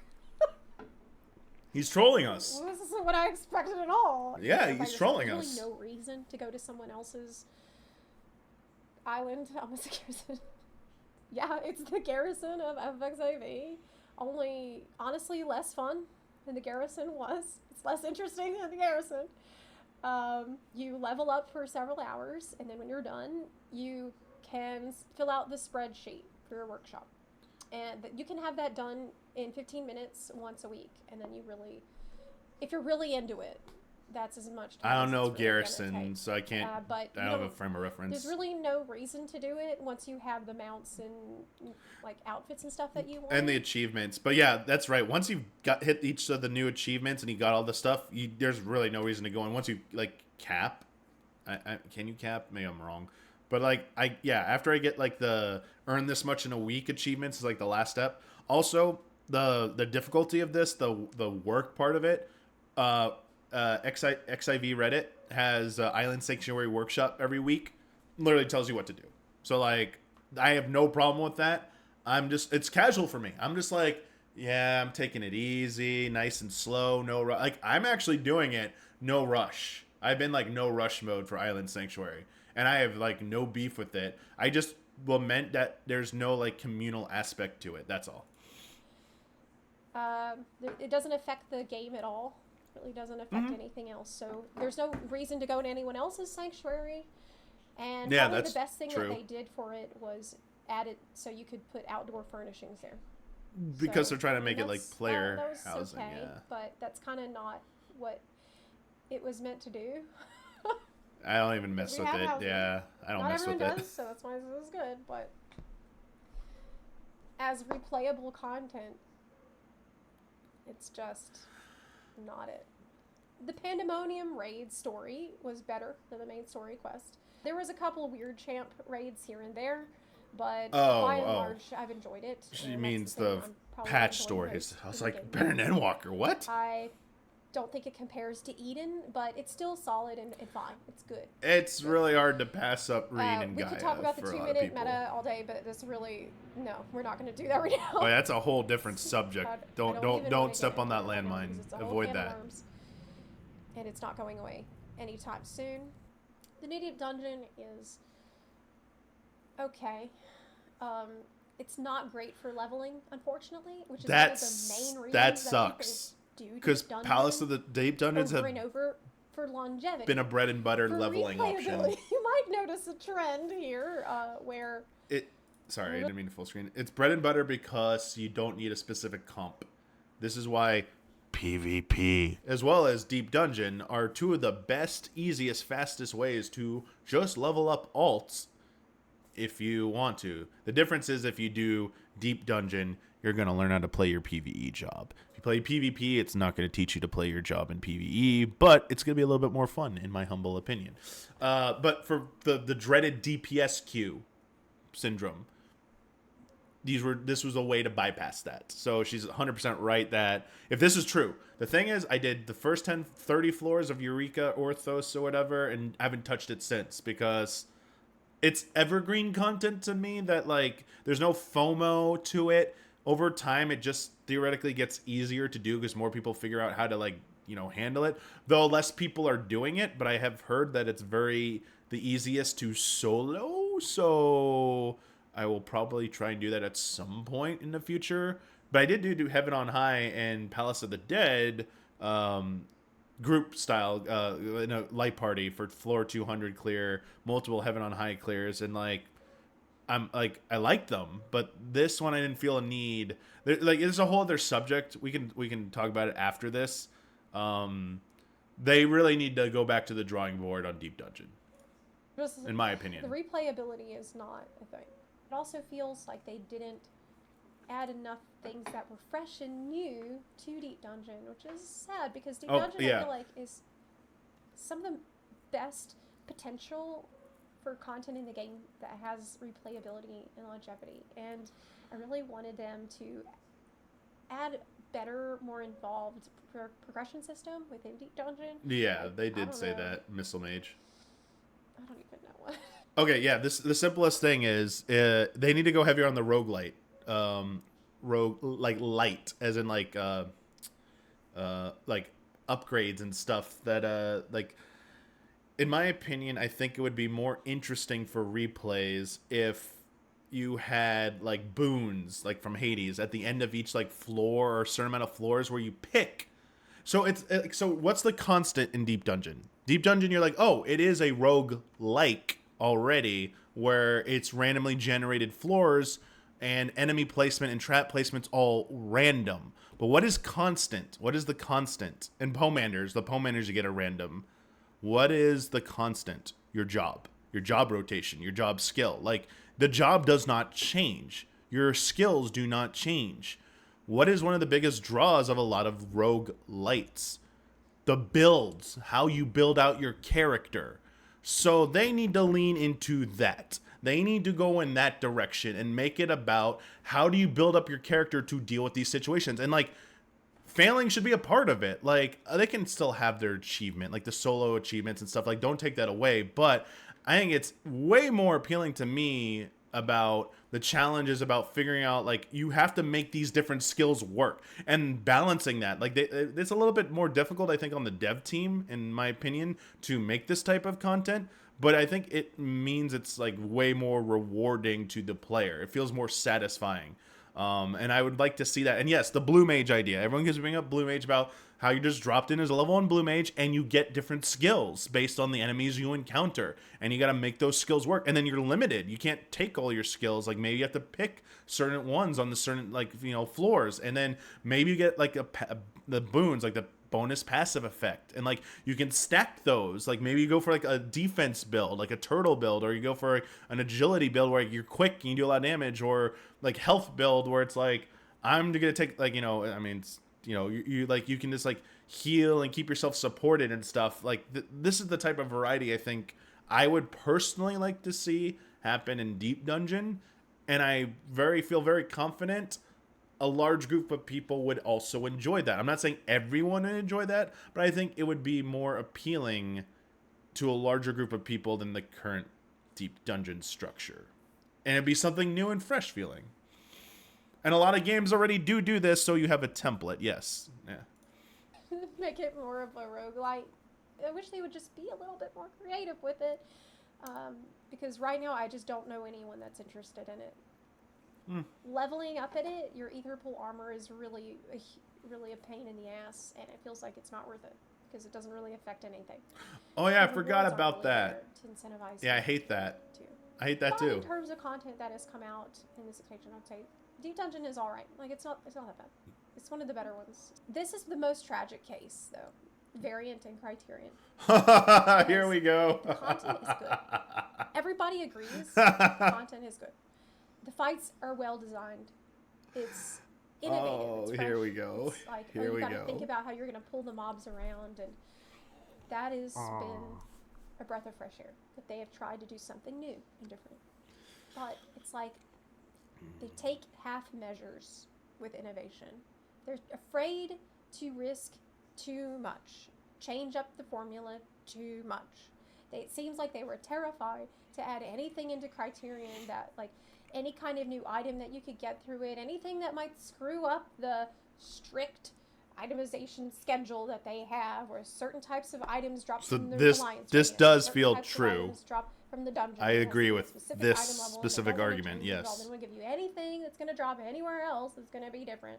And I think they're really crippling their game by not providing, if they're not going to do the gear rewards from this stuff, I don't know, like find something else to make people go do. I don't know, maybe related to a relic, but they chose to take that out of the game this time. Yeah, they could have done that.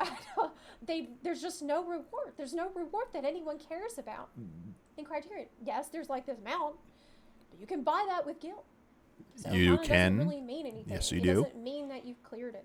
It doesn't mean That's much. true. I have It's a not. shame. I have not cleared either Criterion, and I have gotten both mounts through guild because I have no interest in doing them. In all my years of playing, I've never seen brand new piece of content die so fast. Brand new. I mean, it's true. This is true. Oh, just wait like 3 weeks, and they're only like a few million. Yeah, and remember, you can travel to different servers. Some tricks. You ready for some tricks? Obviously, you can go to different worlds, visit different worlds, and see which one has the cheapest price. You can also data center visit and go to other data centers and see how much they cost over there and really find the cheapest one in your region. And it's really a buyer's market. It totally is. It's so easy. It's just so easy to like get stuff at lower prices now. New content, and in less than a week, no one cared. In fact, I remember the day that Variant and Criterion stuff came out the first time. The Ass and Ass Savage. I don't use third-party tools. I'm just kidding. What's Universalis? I don't know what that is. I never heard of that. I don't know what that is.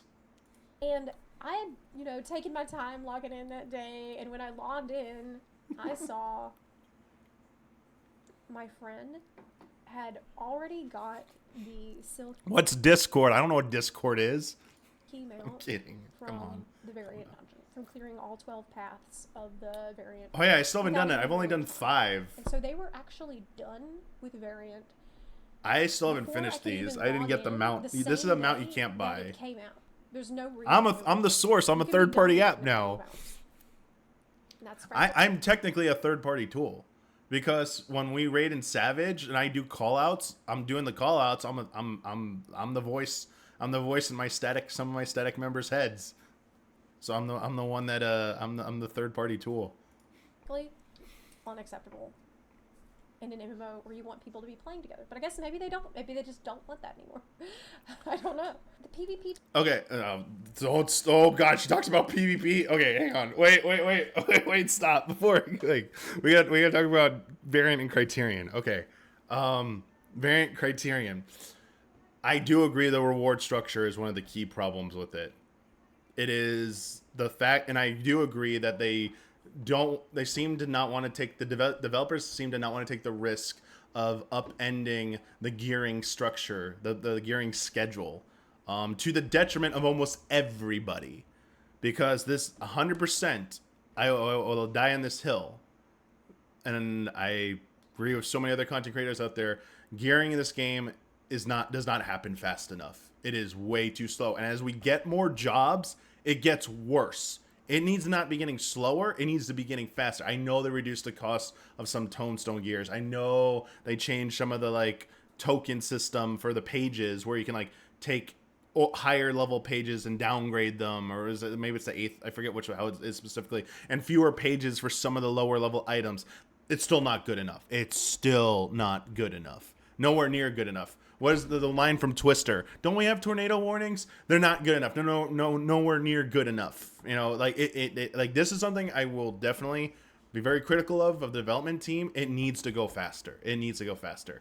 And this could have been a way, and still possibly could be, another avenue of providing a way to gear up. However, I do, from everything, I've never done them, but from everything I've watched, the Savage versions of these are a nightmare. And aren't outside of the boss fights, not fun is what I mean. Like what I've like seen streamers describe it as they do it, and after they finish. Boss fights, and even Zepla said, like, the boss fights are good, and everything in between the trash pulls, not fun.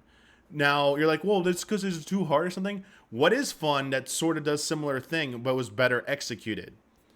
Baldessian Arsenal Delibrum Regine. Way better execution on these types of contents. On top of it, the unique skills, lost actions, bringing your builds, like, this is, again, but player customization. We're seeing a recurring theme here, letting people be able to have more choice in like their character skills and stuff. And yet we've been going towards a homogenized play style. This is one of the things I kind of disagree with the devs on philosophically. But yes, there are examples of this done way better. Baldessian Arsenal and Deliver and Regine are just stronger examples. Also, I know people have been asking for smaller scale, difficult content, but I think, like, honestly, I'd rather just have the boss fights. I'd rather just be able to do a 4-person boss fight than a 4-person dungeon. If I'm going to do a dungeon, I want it to be, like, large scale. Like, I want them to get crazy. I already have 4-person dungeons in this game. Even though they're easier, I'm tired of dungeons. I'm tired of this, like, straightforward dungeons. Just making the mobs harder and, like, a harder boss for each part, that's not good enough to me. That is nowhere near good enough for someone like me. So give me, like, maybe harder boss fights for, like, 4-person versions. Or you know what? If for people clamoring for more difficult, small-scale content, can we get duels? Can we get, like, a bunch of duels added every freaking patch, please? Every patch just give us like 2 duels, like 2 1v1 style duels. You make them all like or challenge, like job challenges. Blue Mage has the Masked Carnival with all these challenges. I get it. They have a more complex set of skills so they can get a little bit more creative. But wouldn't it be cool if like they made some like job challenges to see how good you really were at your job? Like weird stuff, like imagine that you have to use like Shikuchi to like escape stuff. Like it's not just like your rotation, it's testing. Do you know what all your skills can really do? Like it's not just like damage, like do you know what they all do? Can you use them in certain situations? Like mixing like maybe platforming, like yeah, some kind of like job challenge, like gauntlet or something like that, or job challenge arena. But like small scale, I think 1v1, one-on-one challenge content, because you don't. The problem with the harder Criterion Savage stuff, you still need to find a group. It's still 4 people. You have to find a schedule, or you're waiting in Party Finder, and no one, like in the reward, like without rewards, you're waiting forever because no one's doing it. Like it's just like collapsing on itself. It's like becoming like a black hole. Like I think they need to fix the reward structure if they want to even keep that. But I do think they need to bring in more of this like one-on-one stuff. But also, yes, we are getting Fall Guys. We are getting like, you know, gimmicky stuff like that. They can do gimmicky. I'm all for gimmicky shit. And you know what? If they're worried like if it's too gimmicky, it's gonna be too easy to get the rewards. You know what? Then take away rewards, man. Like if it's fun enough, people will technically do it. Like, if it's gimmicky enough. But, like, you should still have rewards. Like, you should still have rewards. We literally just said having no rewards is bad. But, I mean, Blue's a whole other subject. Like, let Blue into freaking everything by now. Like, why can't Blue tune into everything? Why can't it be in PvE? Why can't it do Deep Dungeon? Why can't it do... Like, I don't get it. Oh, you can't... Like, it's different. And give a special title and weapon for the Blue Mage and Ultimate. Give them a glowy Blue Mage weapon and give them, like, the Blue Legend, the Ultimate Blue Legend, the Perfect Blue Legend, the... Blue Heavens Legend, Blue Omega Legend, whatever the fuck the newest dumb one's called, Blue Alpha Legend or whatever. The Alpha Blue Legend, whatever, blah, blah, blah. No, this is all Blue Mage PvP. This is like, let them in with all Blue Mage only. You can queue in Blue Mage. And it's a way to level them, too. So, like, you can level Blue Mage, through instance content again. Dude, self-destructing PvP, let's not go there. Changes and addition of Crystalline Conflict is one of the more positive things that I agree with you, Missile Mage, they do. But these series, milestones... Oh, we're talking about PvP. Let me back up. I gotta focus. I don't know. The PvP changes and addition of Crystalline Conflict is one of the more positive things that I think have happened in this expansion. But these series, milestones, rewards, the PvP rewards that was meant to keep people engaged with the PvP long term, you can knock it all out in a week or two if you try. So people that do casual, I mean, that still pops fairly often. But if you've done casual pops pretty much 24/7, at least on Primal. Casual, it can get kind of boring. Ranked is really where the fun is, in my depends. So who you're asking about that? Opinion. And ranked players, they do this in the first couple weeks and then they are gone. There's no further incentive to do it anymore after that. I mean, the rewards incentive thing, she's 100% right about it. People She's just say, spot on you're here. Playing FXAV for the PvP, Zepla's spot on. You're playing the wrong game. And I'm really tired of this defeatist attitude, frankly. There's also people who do not want the game to ask you to do more. Let me tell you something. You don't need the game to not have stuff in it for you to walk away when you're tired. You can just walk away when you're tired. Unfortunately, the FF14 community has developed a little bit of a reputation for not being able to take criticism at all. And is that all she said about PvP? Oh, we'll say then we don't need to get into PvP. Rewards are right. Like PvP is a whole fucking like really 5-hour rant for me. We don't need to do it. We need to be able to discuss when things don't feel right. They don't feel as good as they used to be. And I almost feel like people want to say that they're burnt out because it's easier for others to accept than for them to say, the content this time wasn't fun enough for me. The content didn't make me want to play. The content wasn't something I was excited to do. It's almost like that in itself is a taboo for some people to say. And it's easier for them to accept, well, maybe it's on me. It's just I'm personally tired of the game. And I think in a lot of cases, 14 maybe that's not true. In general, struggles with this reward structure. It needs to evolve. And I think it actually has a lot to do with the content, more than people are willing to admit. And I'm tired of hearing people say, whenever we bring up these complaints or any kind of criticism about the game and why I want to be able to play it more, but I can't. I'm tired of hearing people say, well, we don't want this to be a game where it's just this huge grind where you need 30 hours a week to stay up to date. No one is saying that. Stop jumping to this huge extreme conclusion. I hate that people keep doing this. It's driving me crazy.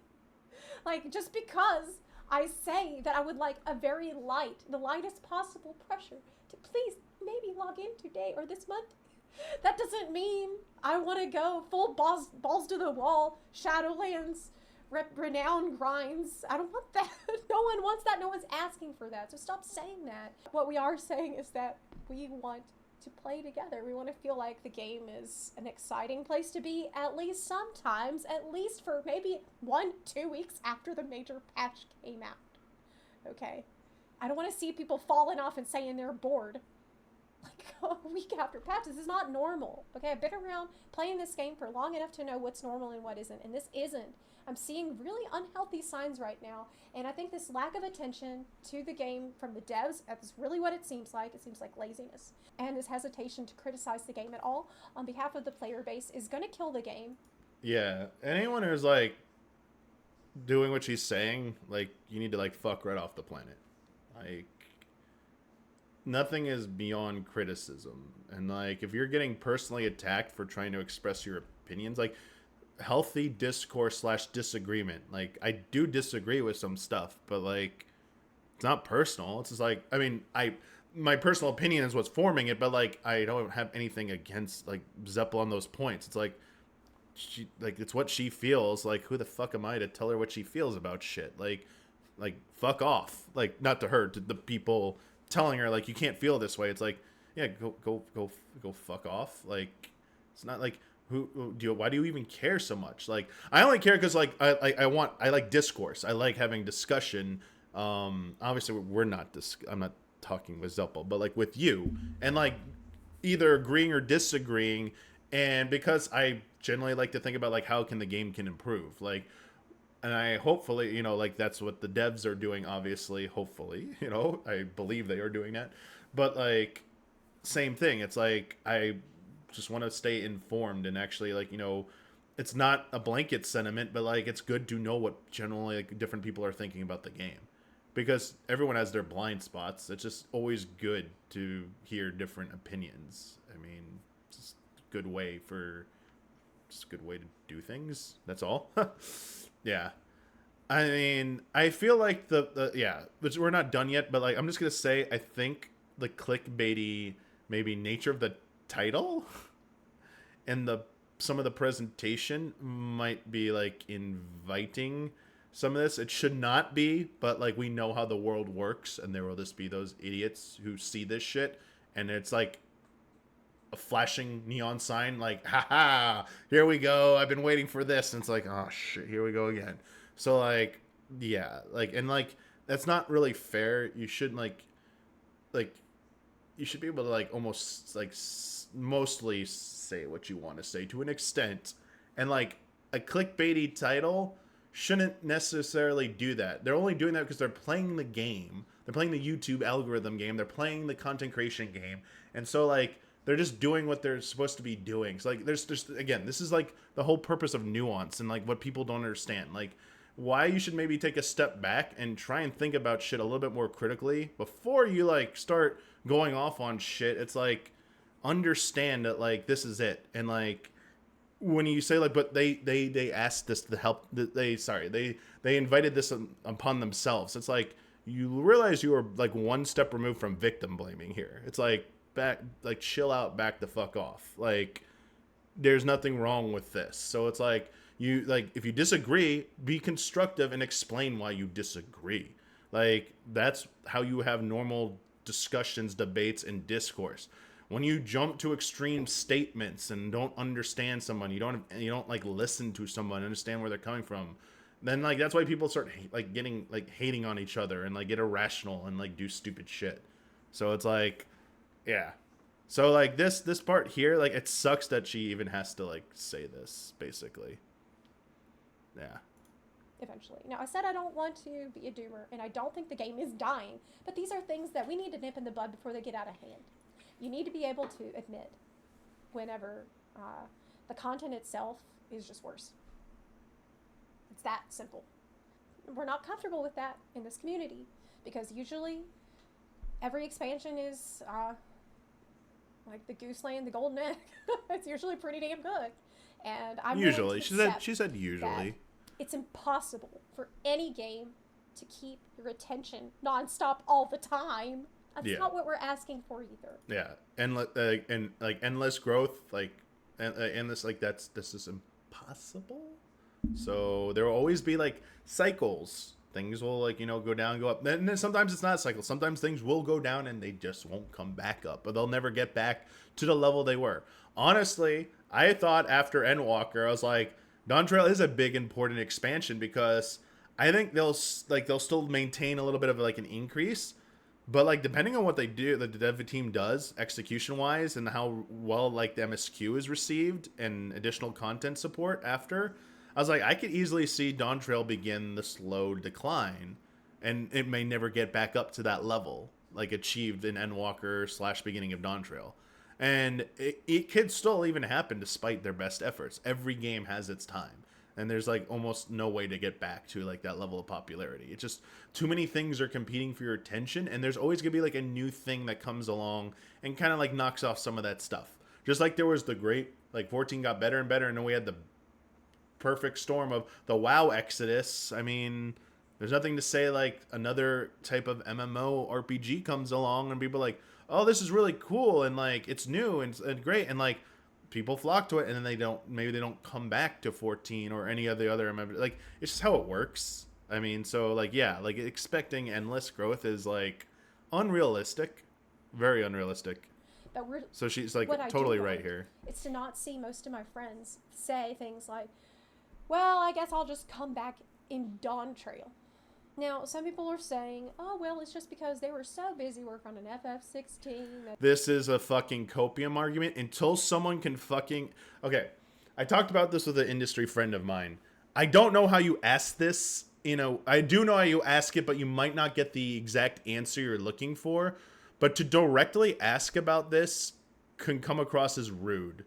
As in, like, you will probably maybe not get invited back to future events.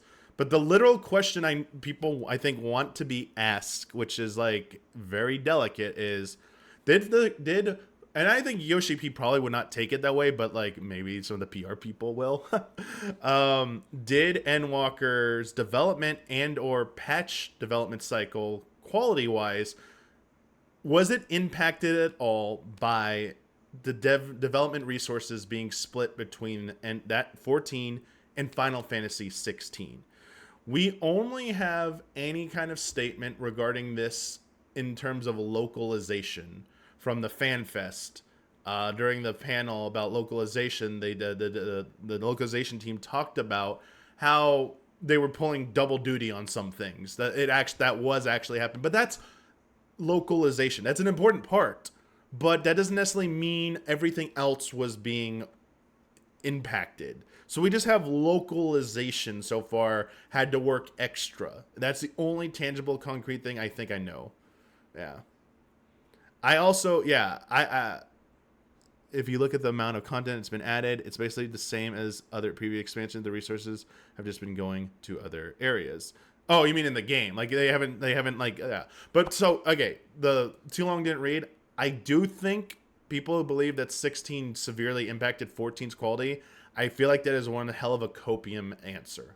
Until there's any seriously credible statements, that is a copium stance, like hardcore copium stance.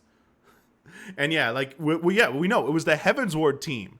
It was key members from the Heavensward team, and there's since been new team members brought on in the ensuing expansions. So like this is why I don't buy this. Like the history indicates this is not true.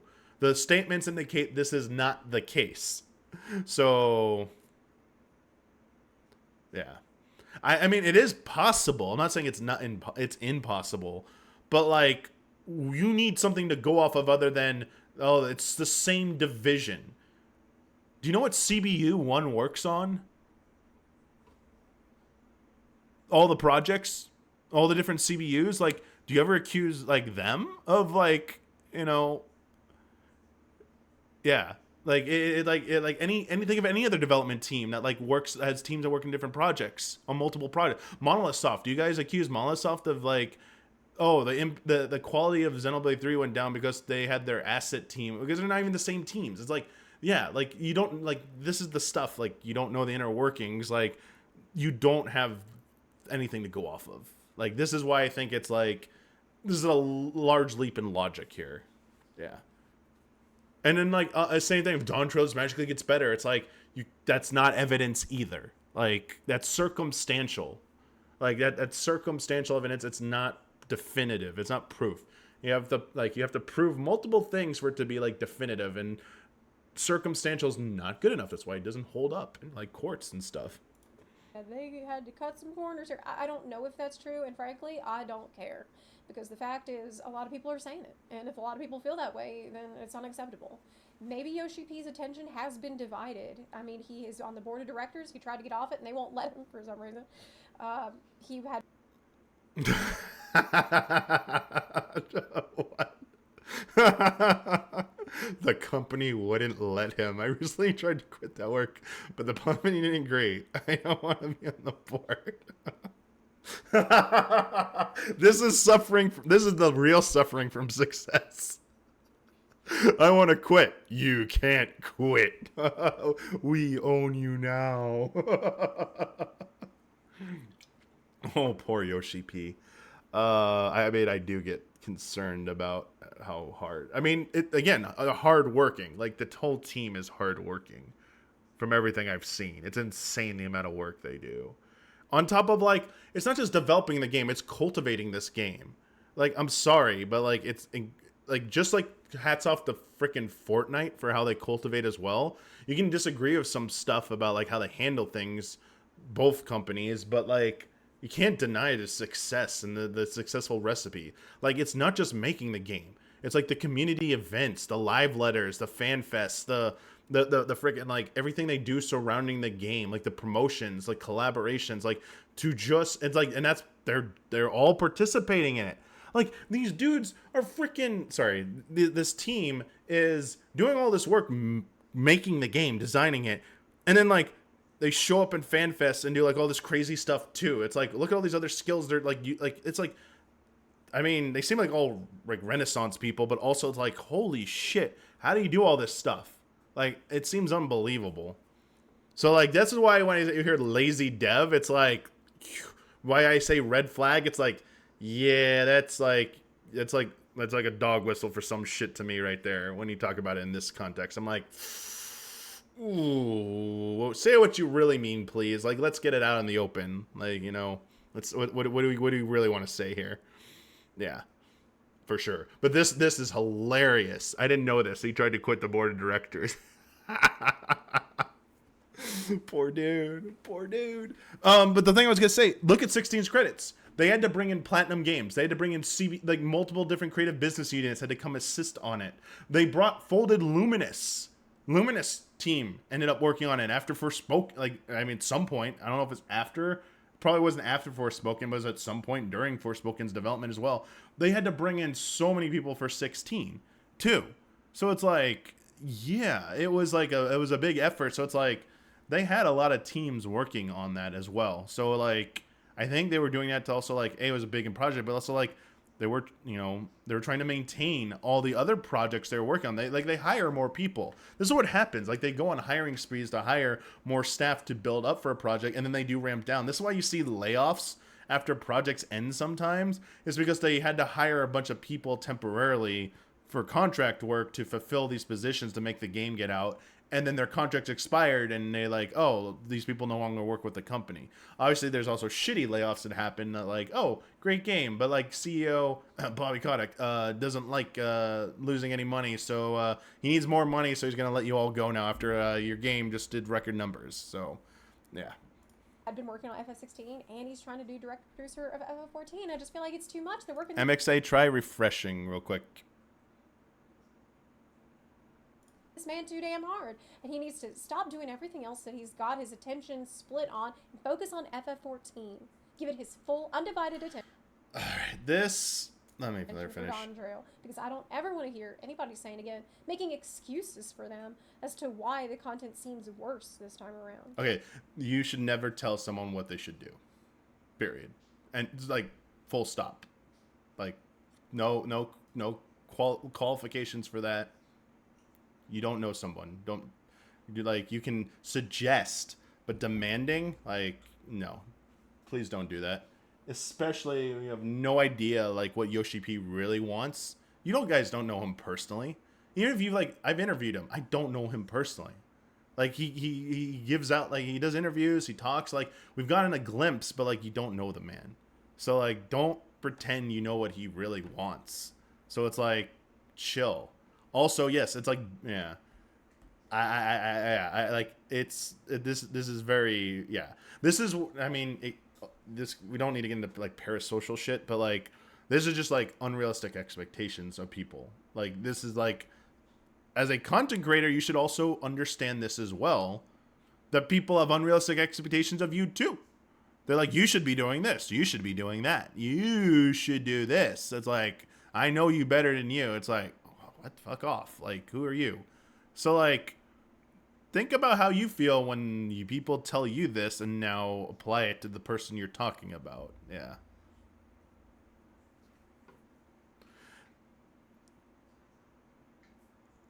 Yeah.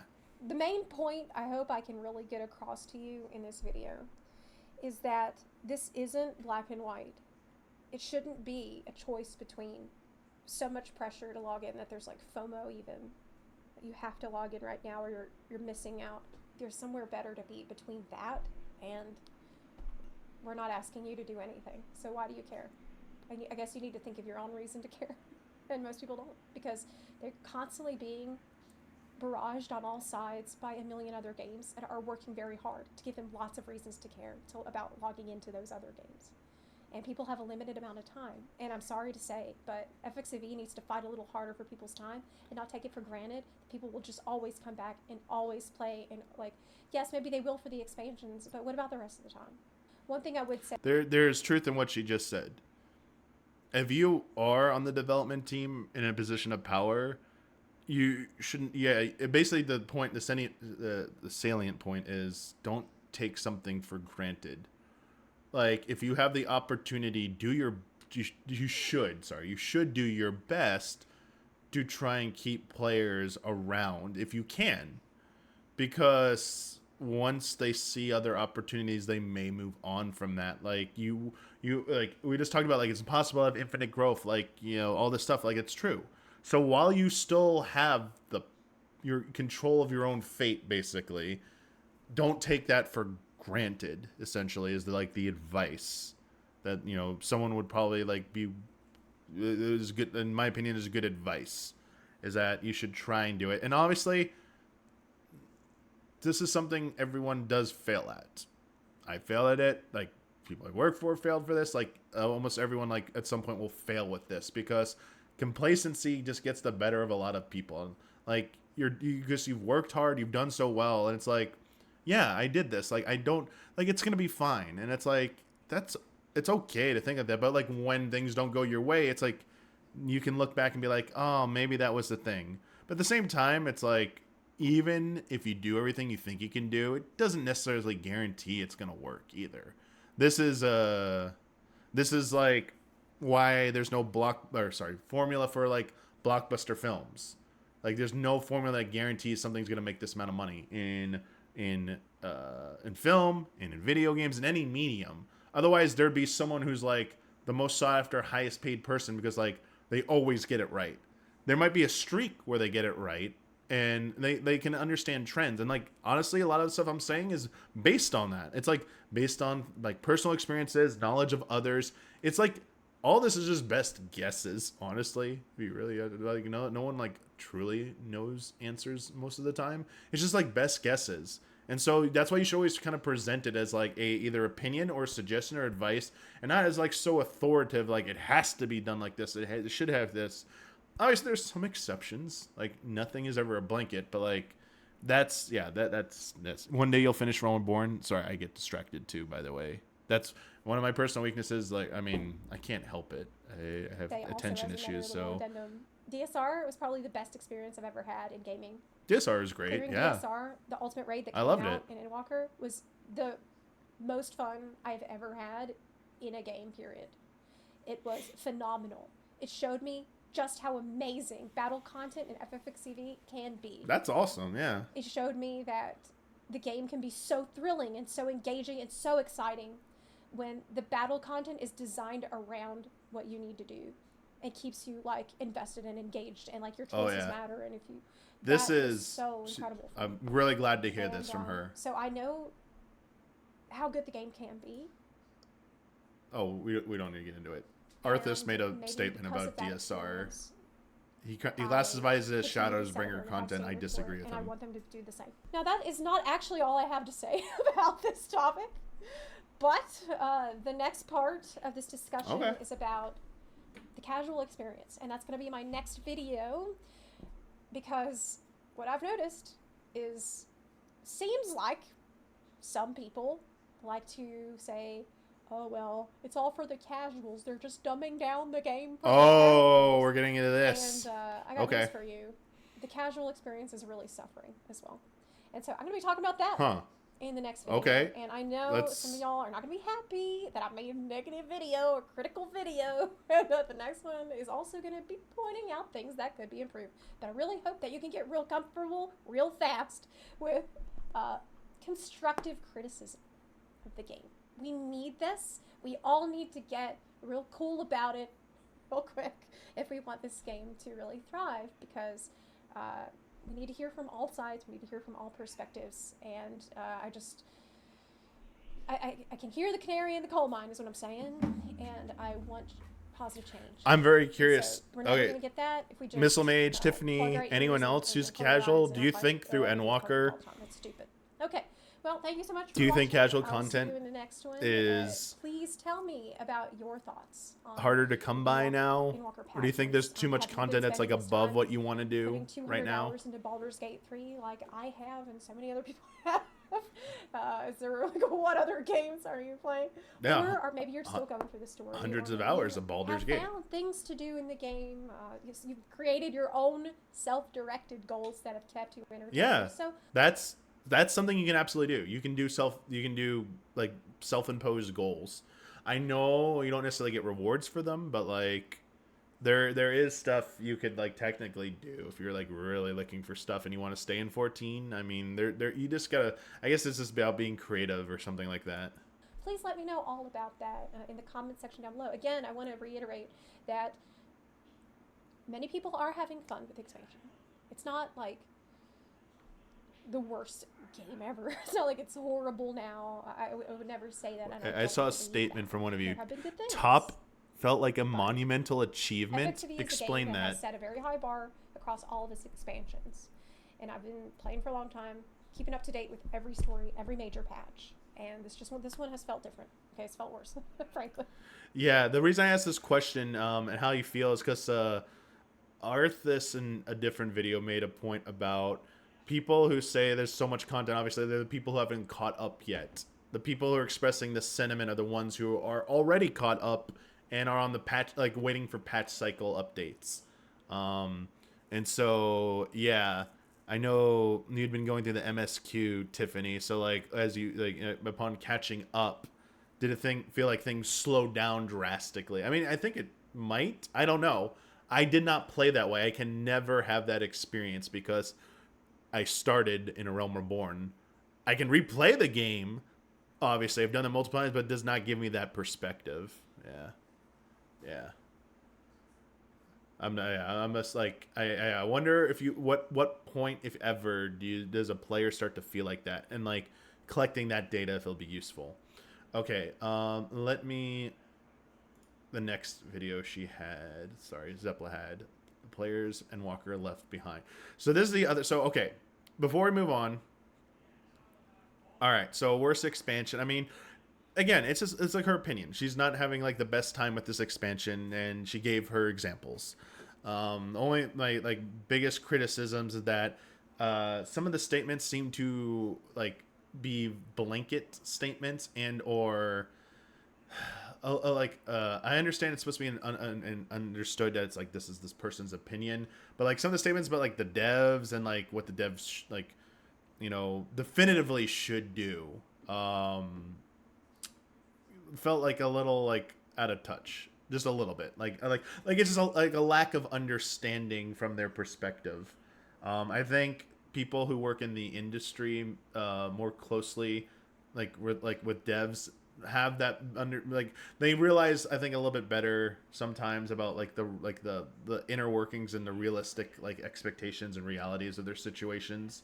So it wasn't like any like ill will or anything like that. It's just like not full understanding is all.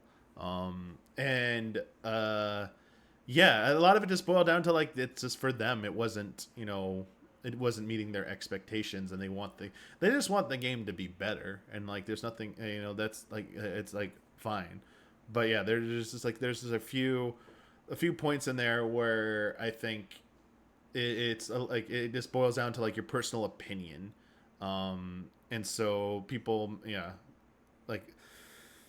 it's like relying on opinion and hearsay and not necessarily like backed up by factual stuff.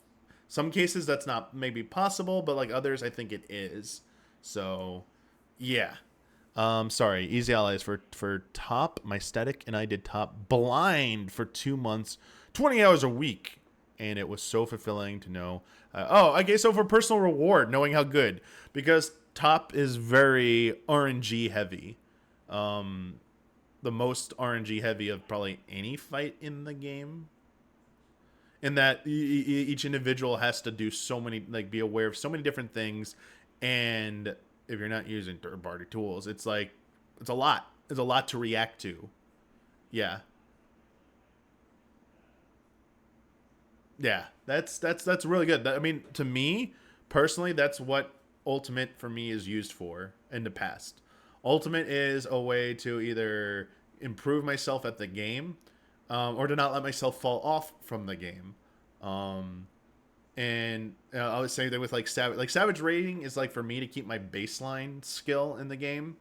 That I always want to be at least that good in the game and that competent.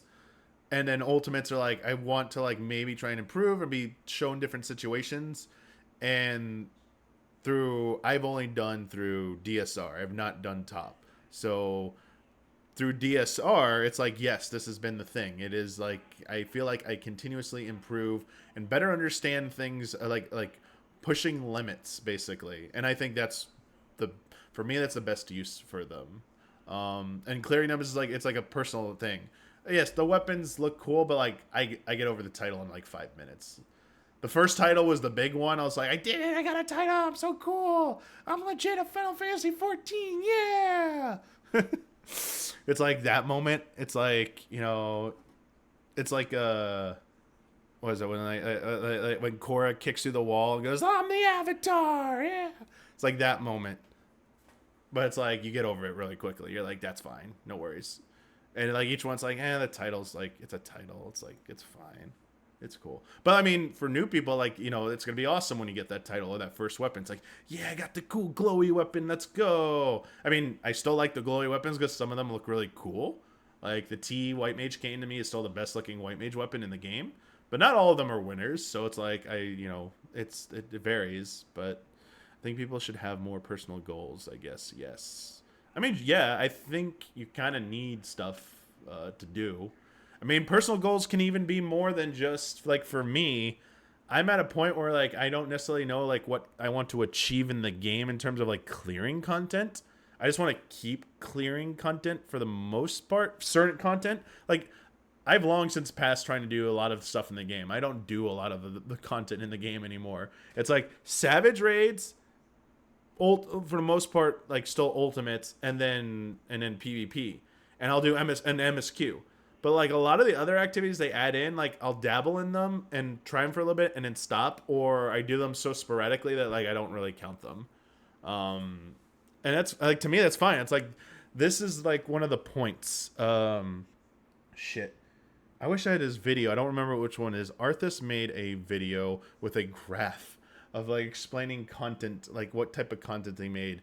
And I sadly disagreed with it very passionately. I disagreed with it. Because I think I forget that argument because I can't bring it up, so I can't explain it. So like you'd be like, what was the point? Like I'd have to find it and I don't remember it. The point I'm making on my own is that Final Fantasy XIV is best served by casting the widest net possible because it's making content for all different types of players. As a game as a service, you want to have the largest community, the largest group of people playing as a business, obviously, to be successful and maintain it. But this allows you to like maybe capture certain people. This is also part of the appeal of like open world games, especially and like Tears of the Kingdom, Breath of the Wild, like specifically. There's so much to do in Tears of the Kingdom, Breath of the Wild, and specifically Breath of the Wild, that you're probably not going to do all of it. But that's the point. There's stuff in there for different people. Like, yeah, I like doing this, so I'm going to do this. Like, I'm trying not to spoil anything. But, like, there's certain content that's, like, almost all of it is optional. So it's, like, you don't have to do this. It's, like, what do you enjoy doing? And you can gravitate towards that, and, like, you can play it just for that. You can try and play for all of it. That's the point. And it brings in more people. So I think narrowing the scope of content for 14 is a bad idea. That is, and it's not at the. I don't even think it's near the point where they need to consider it. Like maybe if they had data that showed that the player base was mostly only playing this type of content and significantly not playing this other content, maybe it'd be time to consider changing direction. But as it stands right now, it's like people screamed about 2 dies for your gear. And it's like that got like the biggest reaction from the crowd at FanFest of any of the announcements, maybe other than the trailer reveal.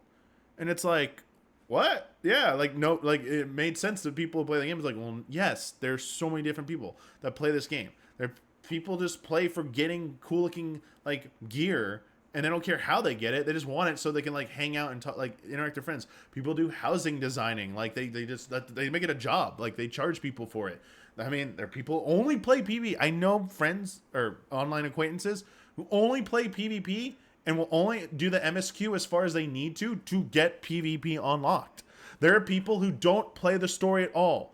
They don't care about the story. They just skip everything so they can get to like the raids because they want to raid with their friends. They want hard content. They want to do Savage and Ultimate. They don't care about the story. That's also great and fine. There's nothing wrong with that. There are people who only play for the story.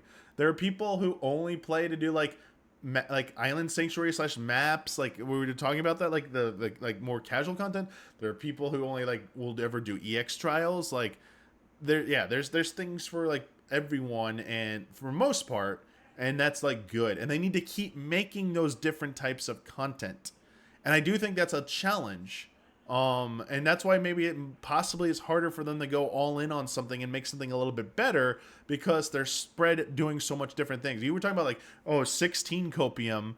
The copium is they have to make so much diverse type of content in this game and continuously support it. That's part of it. I mean, there's only so big a team can get, I think, before it's like not practical anymore. So I think there is a limit. You can get a free trial legend soon. That's true. You can almost do Stormblood Ultimates. You can do Yukab Anuwu soon. Get your that's the thing. Actually, I saw a few content creators say that's the next thing they're looking forward to. They're gonna like that's their content plan for a little while, is to like unlock and complete the ultimates on free trials, just to be like, hey, we did it. We did it on free trials. Look at that. You know, and that'll get maybe some people excited about, oh yeah, like I could do that too. So yeah, that was a thing. We should maybe, I'm starting to like lose track, so I should probably jump into this next video real quick. I mean, not real quick. This one's like only 10. They get progressively shorter by like 10 minutes each. So yeah, like the graphics update's a big deal. Like I understand, and I think everyone understands that. But like it's something that like needs to happen if they want this, like in my opinion, if they want this game to remain appealing for 10 more years, because sadly impressions matter, first impressions matter, and in 5 years from now, when like 9.0 trailer drops, in-game graphics, if they looked as good as they like as good, if they looked what they did in Endwalker, literally the same, there are going to be a bunch of articles saying, wow, 14 looks so old now. Man, 14 really showing its age. The engine's showing, like, there's cracks and, you know, this, it's like all the cliches and, like, the sayings and euphemisms. Like, cool. They're trying to preempt that. And, like, the other option is, like, coming up with a brand new engine and making the game from scratch. And, like, that, to be honest, that's the most unrealistic thing. Copium, we all would love that. To be free of the shackles, the development team have no restrictions, but it is what it is. I mean, they would have to just make a brand new game at this point, I feel like. Yeah. Yeah, I mean, it's only going to be good for new players, man. New players are going to have so much great quality of life changes, better looking game, more streamlined progression through the MSQ to catch up, the option to mostly play by themselves, and minimal reliance on other players to an extent for the MSQ, or dive in with other people. Final Fantasy 17 is not going to be online either. 17 will probably be another mainline single player game. Yeah. Here we go. Let's jump into this. Like, this is like types of content. Do you want me to talk about PvP, or do you like to like hear someone else talk for a second? I've been talking for quite a bit. Yeah, because they brought PvP. The Zepla brought PvP. They didn't really go into depth into it, as expected.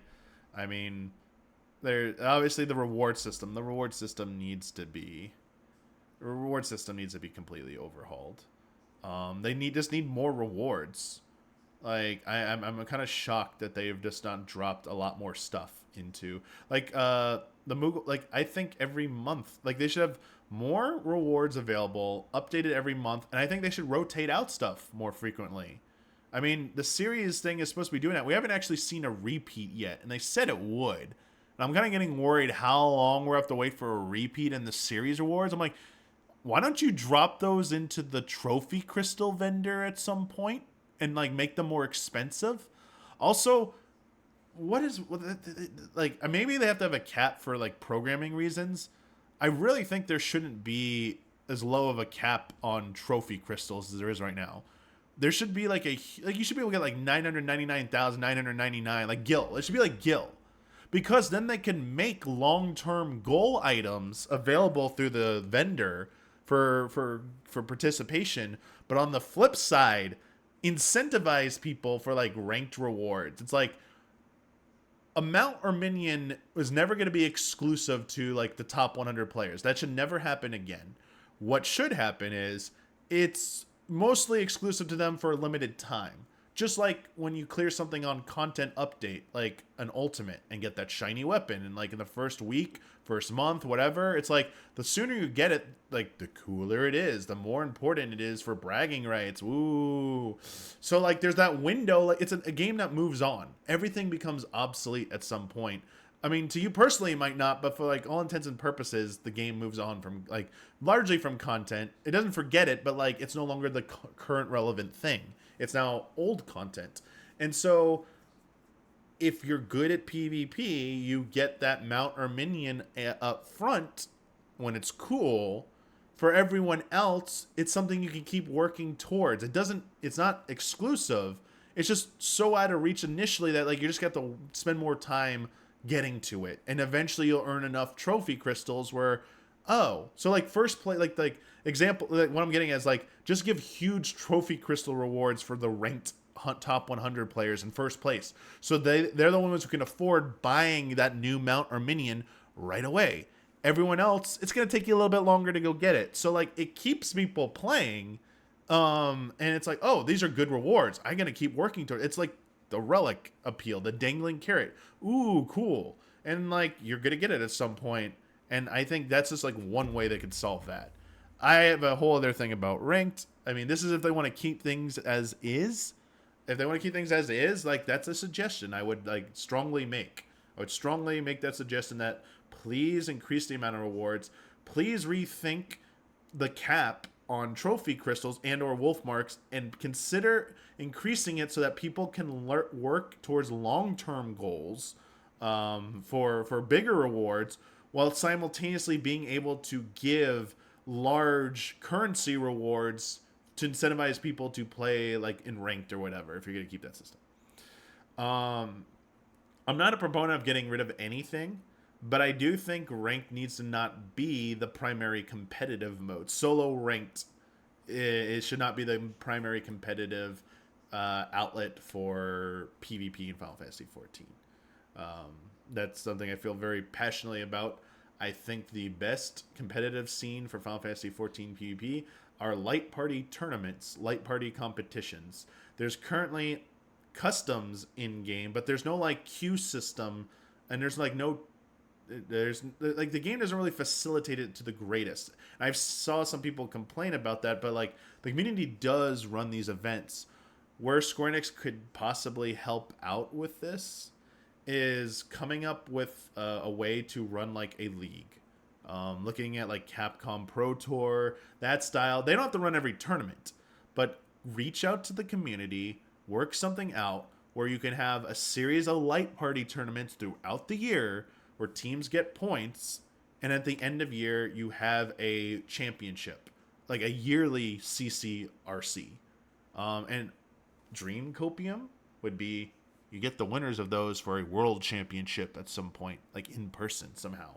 That would be sick. I think as a spectator, that's way more interesting. And I would love to get feedback from the competitive scene, because the few competitive players I've talked to do seem to say like they would prefer that over just solo ranked as an option. But anyway, that's something I've been spewing for a long time. What's this? I don't envy these devs at all. Let's get this next video queued up. ZeplaHQ. I like that. It's like ASMR.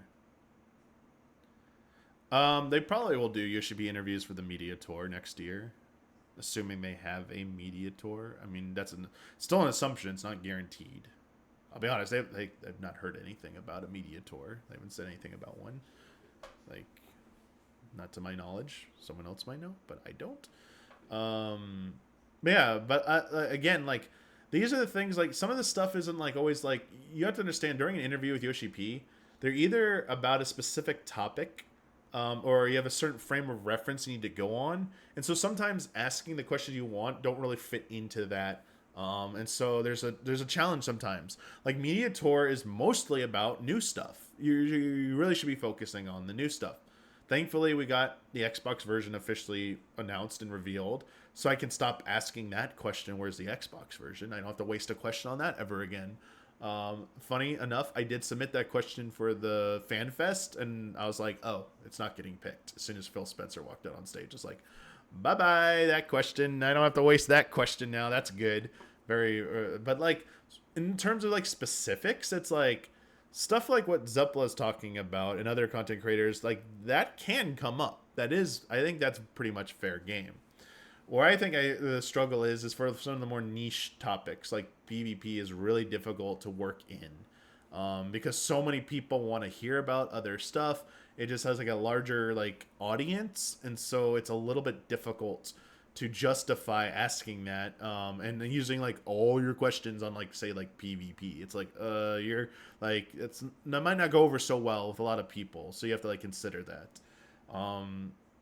And so, like, we can, like, save it for another time. Like, there were so many topics going on. I don't want to get too complicated, but I do want to say one last thing. I have plenty of ideas about PvP and how, like, I would love to see it improve over time if possible. I will say to a lot of people out there, I see it even regurgitated. Please don't make the ignorant statement in either saying 14 PvP is, like, sucks ass without really playing it, or saying everyone universally hates it, because especially that latter one, that is one of the most ignorant statements I hear. That one actually makes me legitimately upset and angry, because there's a large group of people who do enjoy PvP. Just because it's not for you doesn't mean you need to, like, shit on it and say it's worthless and, like, dissuade people from jumping into it. Like, you're actively hurting a segment of the community. Like, it's needless. Just say, like I say when I don't know about stuff, like, I don't know enough about it, or I only tried it for a little bit and I personally didn't like it, but, like, maybe you like it. Like, yeah, stop, like, being so strong worded when you're crossing over into, like, ignorance at that point. And I'm sorry if that's offensive, but I do mean it. It is like you're making yourself look kind of like a fool, in my opinion. So maybe reevaluate your statement and find a way to phrase it a little bit better and say what you really mean. I mean, don't say something because, like, it's, like, heat of the moment, and, like, if you do, clarify it. Like, oh shit, like, I didn't mean to say this sucks ass. I meant to say, like, I didn't really enjoy it, but maybe you will. Like, it's fine. Like, there's nothing wrong with, like, you know, saying something, like, of that caliber and be like, oh, I didn't mean it. Like, I didn't mean to say it sucks. Like, it's okay. No worries. But yeah, like, just maybe reevaluate some people who, like, don't really understand PvP, or you played it and you don't really understand it, because I'll be honest, I think it's one of the biggest untapped potentials. I think CC's unveiling showed that potential, but unfortunately I don't think the support, in my opinion, has been good enough to nurture and help that grow like it maybe could have.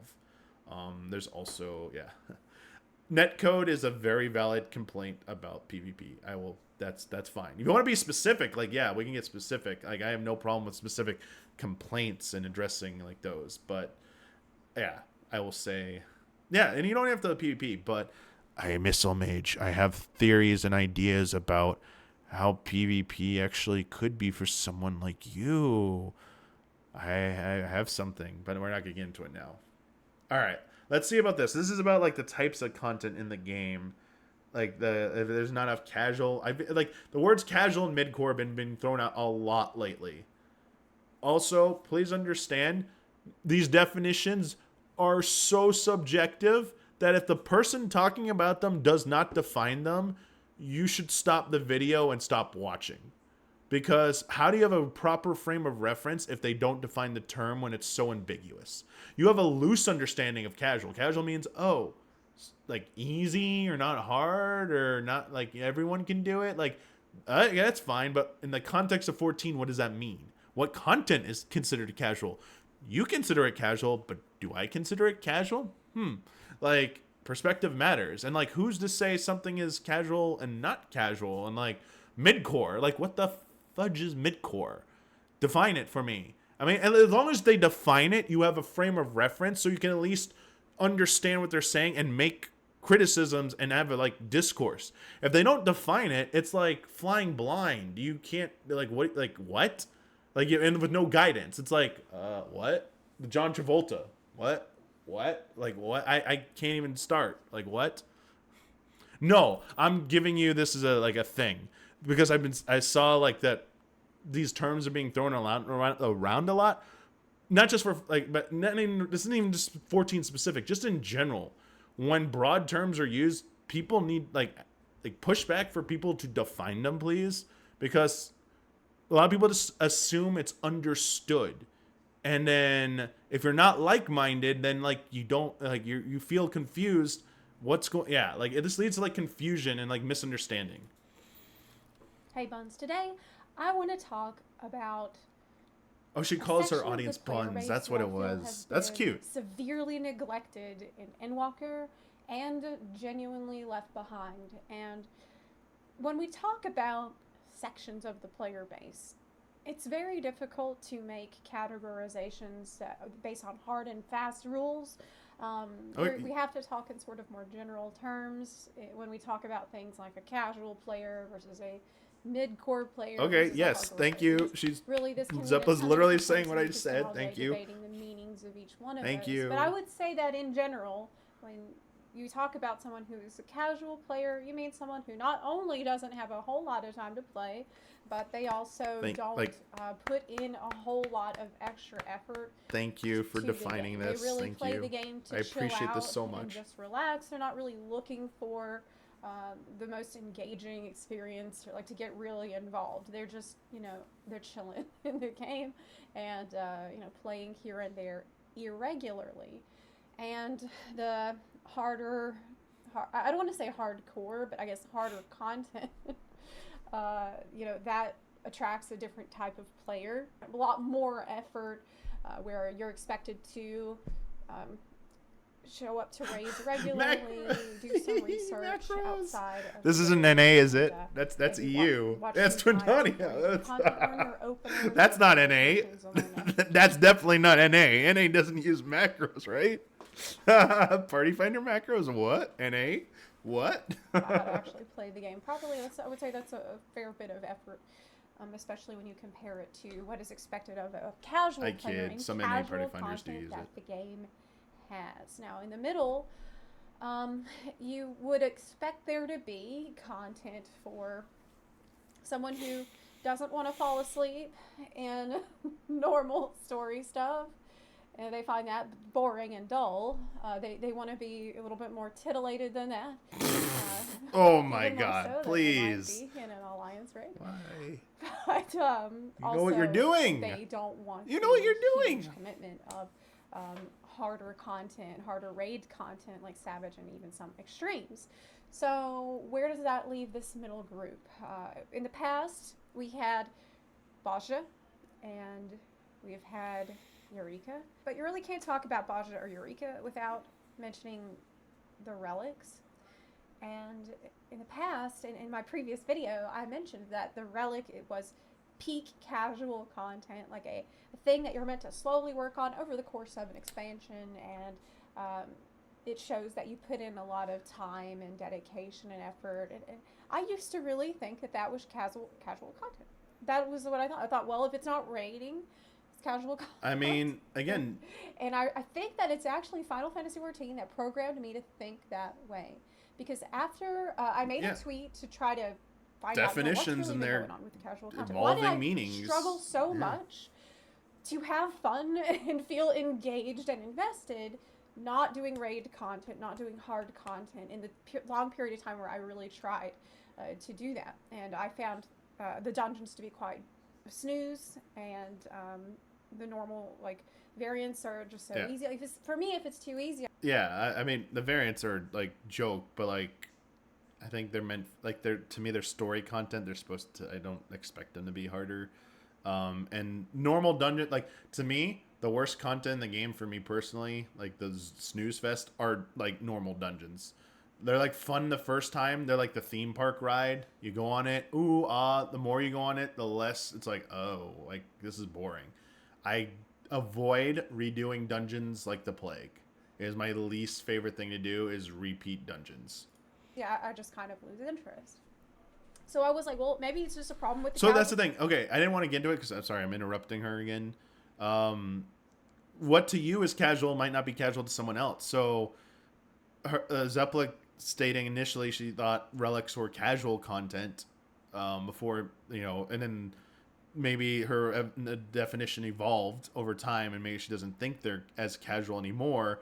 What's casual to someone else might not be casual to another person. For like a super hardcore raider who like raids all the time and does like party finder re-clears like daily like to help people and or like speed kills and like is just constantly playing the game and they go into like the into Eureka and they're like, oh, this isn't as hard, it's like to them like difficulty wise it's easier, time investment it's like I play the game more like every measurable category to them it's lower is my definition here and their definition. So like to them they're like that's casual, that's their definition.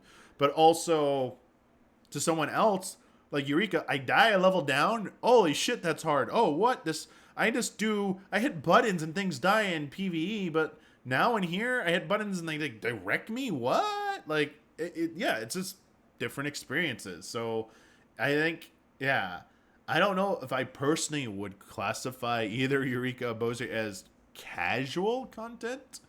But I would, personally put them below Ultimate and Savage rating with like the scheduling, because you have to do those on even with like especially if you're in static rating, like the scheduling and like time investment.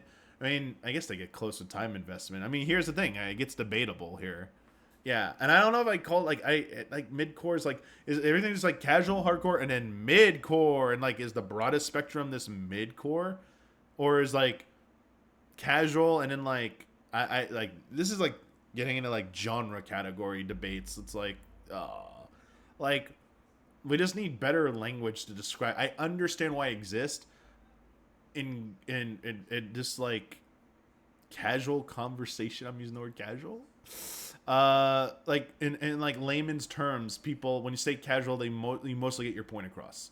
We say hardcore, you mostly get your point across, and like people feel comfortable with those words. They feel like easy to understand, so that's why they just like use, and like it's just the way people speak, and you're just talking like how you know to talk. So I don't like fault like that at all. But at the same time, when you're actually trying to be critical of something, these are where these words start to become issues. They don't work as well. They start to be, as I said, they become more nebulous. They just cover too much. It's like, what do they really even mean in this context? So, content and Endwalker, and I thought that's what this even for recruitment purposes, like hardcore, midcore, like I seen my static. I was like, we clear content like in the first month for most everything, like sometimes faster than 4 weeks. And like, I personally don't view us as hardcore. And then I see mid-core recruitment posts that are like way more time a week and all this shit. And I'm like, what the fuck? That's your definition? Like, I don't agree. It's like we have very wildly different definitions. And you can make shit hardcore. Like from a definition of a time perspective, if you're 24/7 map hunting, like nonstop or just hunt marks, going on hunt marks 24/7, you could argue that you're going pretty hardcore on that. What was that noise? Hang on. Cloud. You okay? Kitty. Now, one sec. Let me just make sure that noise wasn't my cat. One sec.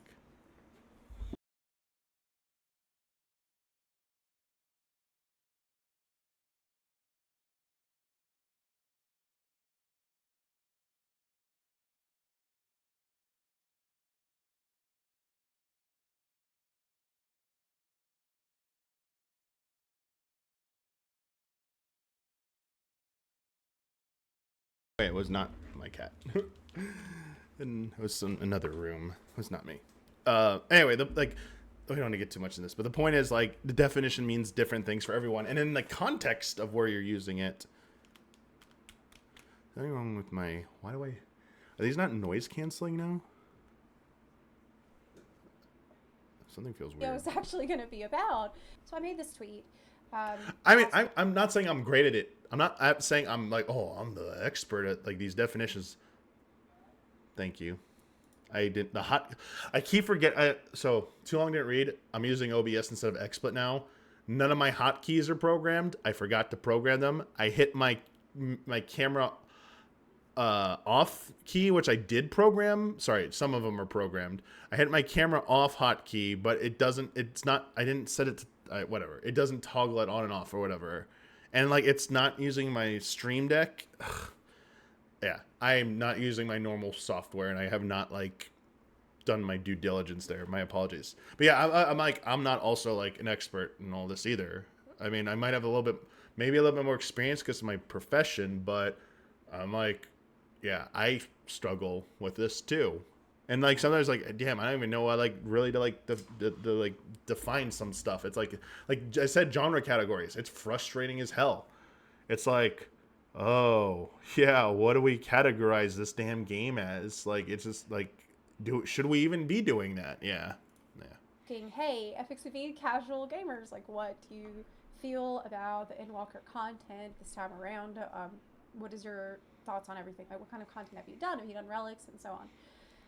And I was really surprised, actually. They don't play that much. They play and they enjoy just doing roulettes. They enjoy doing like very, very low-key, frictionless, easy, sort of habitual content. They're not looking for a challenge, and they're perfectly happy with things just going really smooth all the time. That's the experience that they want, and they like being able to count on that day after day. And that was really good for me to hear, because it's just a completely different style of play than what I would prefer. I think I like chaos. I love unpredictability, and I just get bored. I think I just get bored too easily to really enjoy the easy story content after it is no longer fresh. So like a new alliance raid I'll enjoy the first few times. The new dungeons I'll enjoy until the novelty wears off. Yeah. I want to do something exciting that's got me I don't want to say titillated again. I can't stop saying that word. I need to think enticed. Of a new word. But may I suggest thesaurus.com? I want to do that, or I want to just do like not play that. I would just go play something else that could offer me that. And I think in the past, Baja was it for me. Okay, like, yeah. Baja was the mid-core content that I could do before, and this is also true for Eureka. I liked that I could Bozia. Easily jump into. That would be more engaging than story mode content. That had more chaos for sure, but just the sheer number of people. I love Bozia. I like way more than Eureka. I was not a big Eureka fan. I think we can all remember fondly the red chocobo encounter. Yeah. Like I love those exciting moments. That to support this real quick. Love getting my ass handed to me on red chocobo critical engagement, and after like 2 or 3 attempts being like, this is a breeze, and then laughing at other people dying, like reveling in like, oh, I'm good at this, and you're bad, you're going through it now. Like, it was fun because it was like a rite of passage, like everyone did it. It's like, that's also the communal aspect. Like, it doesn't necessarily mean talking to people, it's just like seeing other people do the same content as you're doing in real time. Like the only thing they have with Bozio is like, I wish over time they addressed the dueling issues, like how to get into them, how hard they were to get into them. Like, I love the duels are still like some of the most intense things I've ever done, because it's just you alone. I mean, you have people watching you too, so it's like, oh shit, like don't blow this, and like you only have limited chance to do it. Like it's intense. I get, like, that's the point. It was like it stakes, to quote Huber, stakes are never higher than they were like in like duels, man. Like maybe that diadem emergency thing they did for a little while, like that sad poor one person who ended up in that fight or whatever that was, but this was like it, and like really had a fun. Like, yeah, like I liked getting good at the critical engagements. I liked whatever the castrum and Deliver and Reginate, whatever. They're like, what was the castrum you did with the lion, first lion or whatever? Now I'm forgetting all this shit. The first zone. Oh, Zadnor. No, Zadnor was one of them. Castrum Lacus Littori. Thank you. CLL. Yeah, CLL. I was like, what was the abbreviation again? Dude, yeah, like all these were cool. They were so much fun. Yeah. I was like, dude, I did all the duels as white mage. All white mage. No red mage or black mage cheese or whatever. No caster cheese. Did as white mage. All of them. All of them. Easily Loved get it. into. Also, Did not like, other than Baldestrian Arsenal, did not like mostly everything about Eureka. All of them. so the critical engagements, several of them were pretty needed you to pay enough attention that if you don't, you will die. And you lose but your so currency. Really, really you don't punishing. lose level. It was at that middle ground level, and you could say the same for the Dalriada, for the the Castro Dalriada raid that they had in there, and was a lot of that is true for Eureka content also. That was so the I feel word like I was forgetting. that was something that served that purpose before, and now that we don't have that exploratory content, not only is it rough for all the reasons that I mentioned in the last video, but it is rough because we have nothing in terms of mid-core content. Nothing.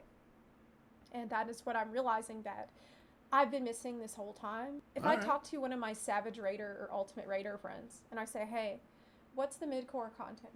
They'll say Savage Raids. Or they'll say really? Extreme Trials. That's they're getting different answers. Yeah, that's the point. Yeah. At their very high level, that seems mid-core from where they stand on this spectrum, right, of effort.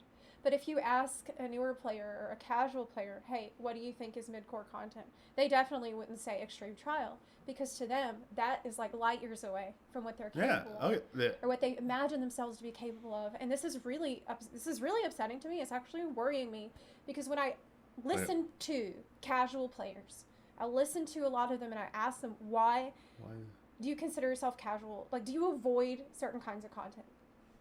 A lot of them said that they avoid difficult content because they just feel like they are not capable of it. A lot of them said that they will just never try it. They don't want to do it because, frankly, and they're correct, the jump in difficulty from normal content into hard content is very steep in Final Fantasy XIV. It's insane. It's like a huge leap. And there's nothing in the casual and easy content that can really properly prepare you for that. This is very true of this game. It's a lot to ask to an extent to make that. I don't think it's as big of a jump, but I will say that I do think 14 in my opinion, doesn't do the best job of preparing you for certain types of content. Yeah, they don't like, this game has a tutorial problem, in my opinion. The current existing tutorials, to me, aren't sufficient enough in all aspects, like PvE, rate, like everything, like and PvP. There's a problem with tutorials there. A lot of the information is still kept out of the game. Yeah, I don't think people are jumping from that. Like, I'm agreeing on a different point she's making, Zepla's making, about the game doesn't like teach you very well at points. Like, I do agree with that. I do think that is one of the spots that I think the game could see significant improvement.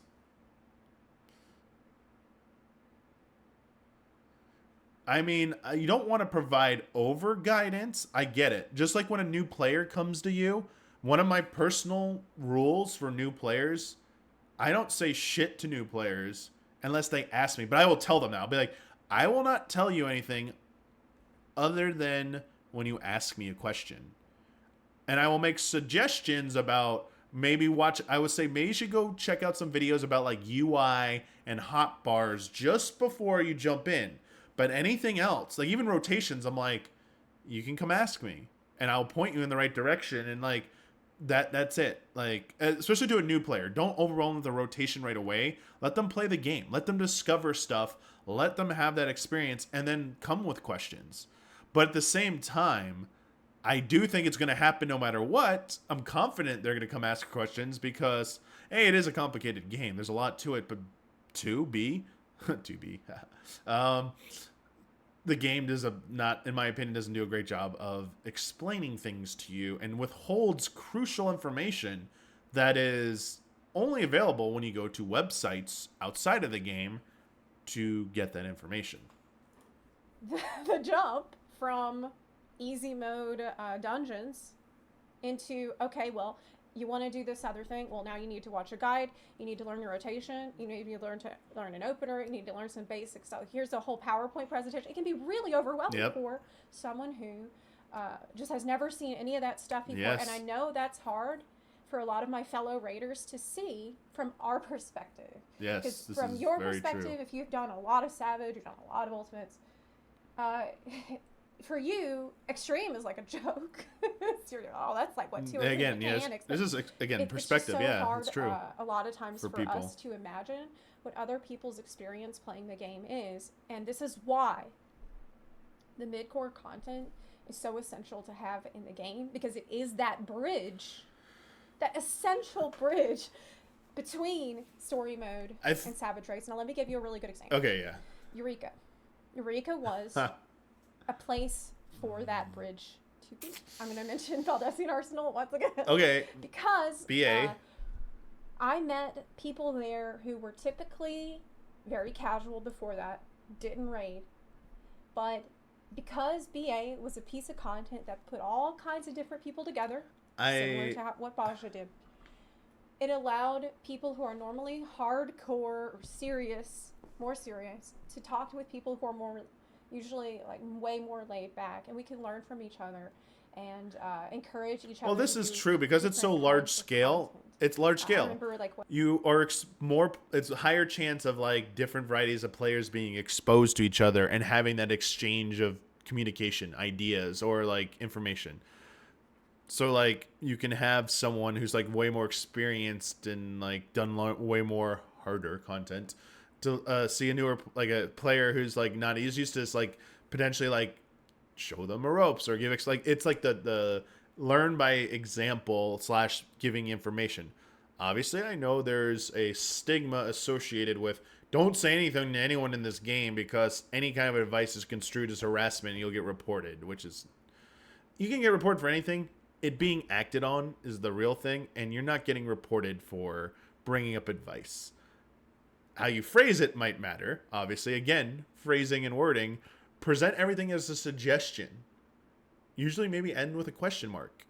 You're not getting in trouble for that unless you say, maybe you should go fuck off. Like, you can't do that. But, like, you could be like, maybe you should put on your tank stance before you begin the pull. Or did you know about tank stance? If you didn't, I can explain it. Or not. Question mark. You just gotta like be and if they get angry and stuff, it's like you tried. I know what's his face just made a video about don't ever try and help anyone. It's like literally all you have to do is just like if you feel compelled, ask once. If they're not receptive, you just don't. You back off. Yeah. But this is like also this is one approach. This still doesn't excuse that doesn't address that there is, like someone like me believes that there's still a shortcoming in the game in terms of like informing players about how to be just better prepared for basics of the game. One of my Savage Raider friends ended up in a roleplay event because of some of those connections that we made. And I remember encouraging some people who had formerly only really done roleplay to go and try out. Do you think there should be an RP tutorial in this game? That ended up being such a beautiful learning experience for us all. And that is that bridge. That is what that bridge can be. But for that to happen, you need people to be in the same place sometimes. You need this place. And without it, I feel like these two sections of the community are just getting more and more separate from each other. Like the gap feels like it is getting wider. The people who are actually mid-core feel like there is nothing to do because there isn't anything mid-core to do. that's really the void that a lot of us are feeling. Some people Sorry, I do thought want of a to really count funny the question for extreme Yoshi trials P. as medium difficulty, and if you want to, whatever, because it really doesn't matter. When the extreme trial there's one every patch, so you get one every 4 months, and you really don't need to do it a whole lot of times. You can do it a few times, maybe get your weapon. I personally would not farm the extreme trial 99 times to get a mount. I've learned this lesson. Because there are other ways to get the mounts now. You just wait 2 expansions. You can either wait for them to get like they're so easy because you can like go do them unsynced, or you just wait 2 expansions and then one of the Moogle Tombstone events will have all the old mounts eventually. I'm not grinding, but at the same time, remember I was talking about like the prestige / relevance.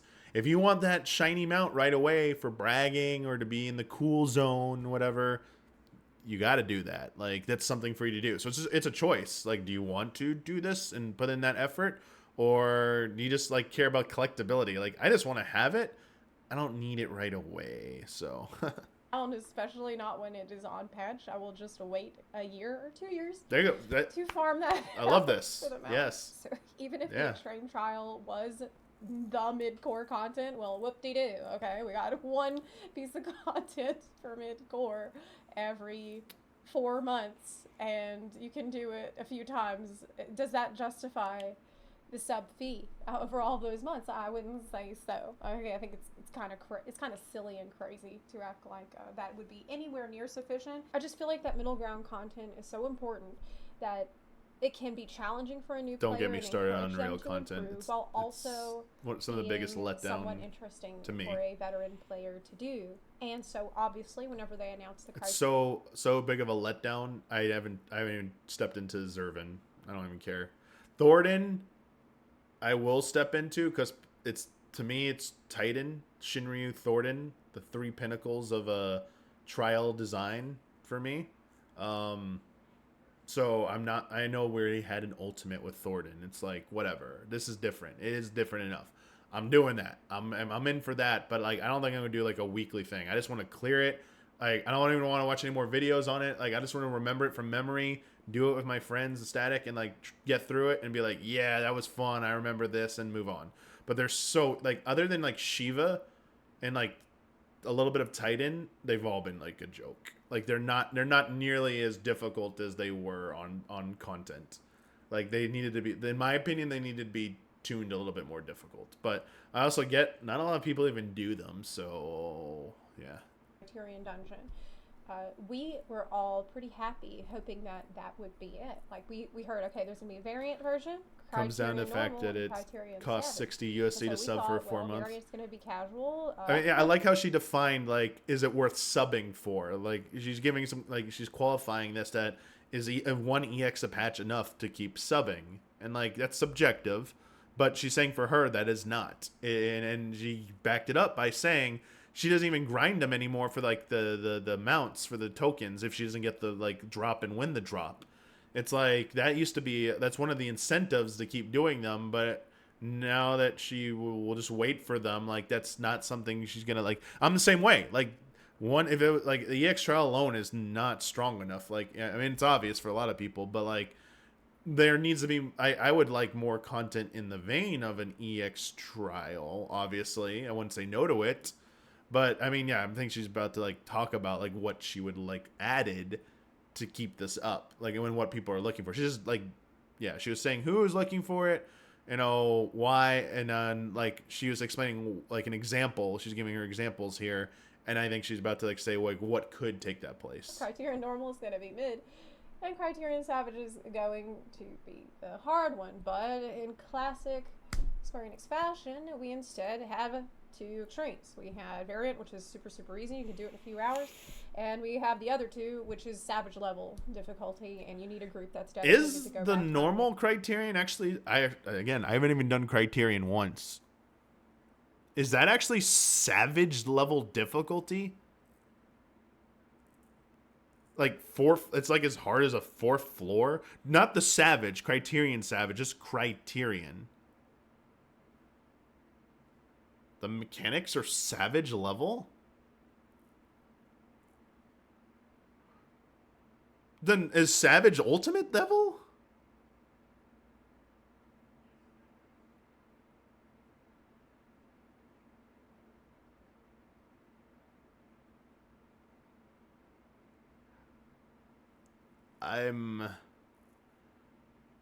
I tried party fighting Criterion normal, couldn't clear the first room. Huh.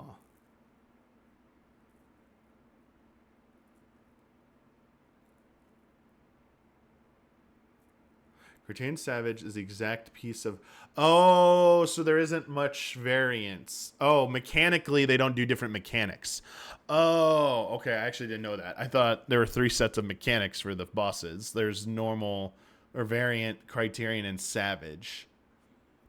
Oh, yeah. Okay. Interesting. Now I really wish I could do the bosses. I don't give a shit about doing the mob pulls in between, but... I wish they'd just make like an all boss one. That'd be kind of fine. Okay, all right. Sorry, I didn't actually. I've been ignoring them. It's definitely not what I would consider to be a bridge between the two. Okay, yeah. If it's that gap, then that's not a bridge content at all. Yeah. We look at something like Deep Dungeon, and even Deep Dungeon didn't really offer the mid-core content experience because you need a group for that also to. Move through it day after day, and honestly, once I feel like the content is asking you to get a group together that needs to be consistent for several days and like needs to know what's going on, we're kind of moving far beyond that being so one of the factors here, I agree with this, and it's the thing I find most important is the scheduling. We need more content that's difficult that doesn't require scheduling for small scale. I think. To me, as an outside observer looking in, I play the game, but like I don't develop the game. But like seeing so many different people play this and express, I haven't done Criterion, but like the thing is, and especially now that you've convinced me, it's like between that. I thought it was Criterion Savage was the hard one, the only hard one.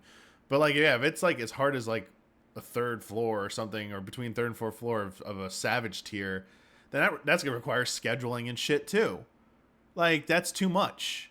Like I feel like you really need to have something that's smaller scale, like a single fight. Like, would you take like more than one EX trial? Like, try this.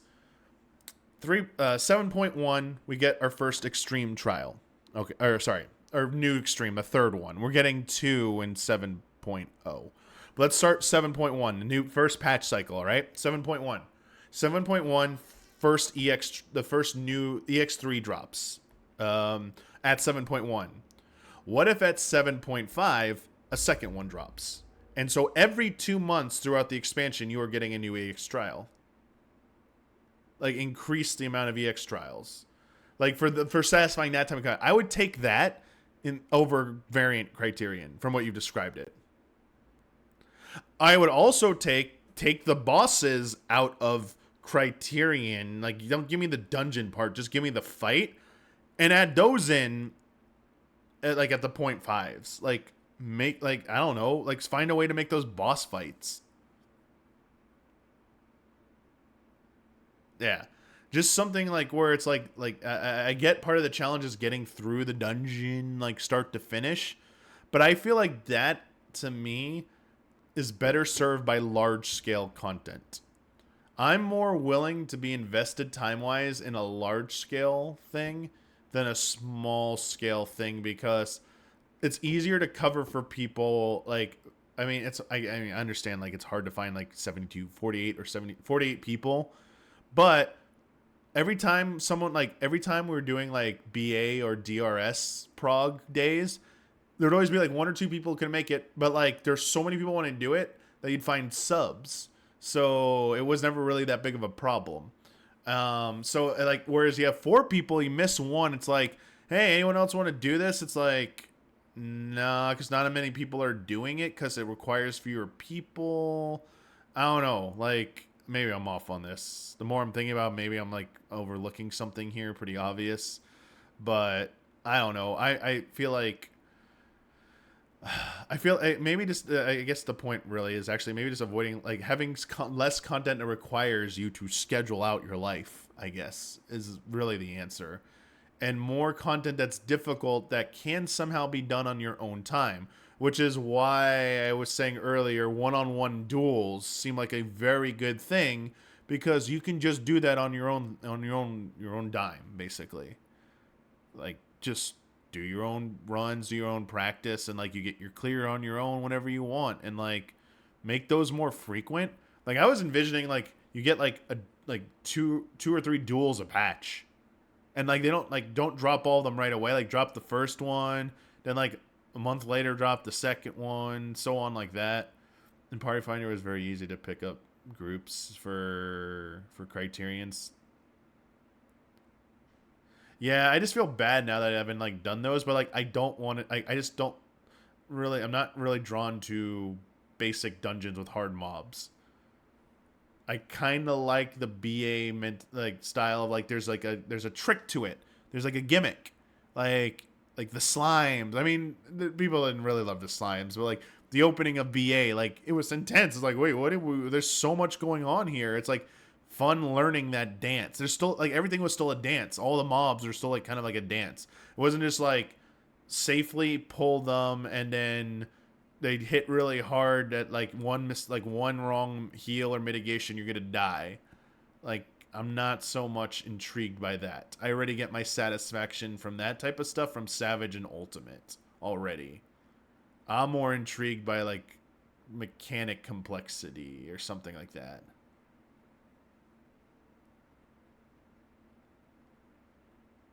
Master Happy made his group ultralight for DRS and had to delay his 48-man by several hours to wake up, get coffee. An easy thing to just jump into with low pressure and not be too worried about screwing up. Like that's when we're moving further into this hard content territory. And of course we know that solo deep dungeon is the most hardcore content in the game.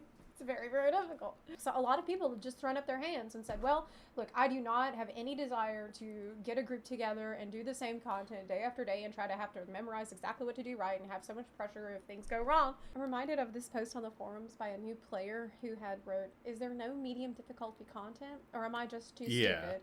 I have to say. Yeah, like having you all say this now, like, yeah, I just don't want as, like, scrap what I, like, said about, like, the large scale, like, difficult. It's like, yeah, I just want less content requires scheduling. I want more freedom to like do content on my own time, even if like it's hard. Like I want more of that. Like those. Like I want the gaps to be filled with stuff like that. We already have Savage. We already have Ultimate. For some people, they have Extreme Trials. You have Criterion now, and Criterion's like Savage. Like we already have like all this content that scratches some of these itches. But like a lot of them do require scheduling. It's like, can we get more of these types of content that scratches these types of edges, but doesn't require scheduling?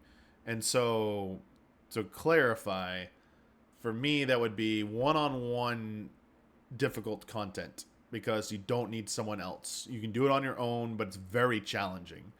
And then I want more large-scale content that's not very difficult.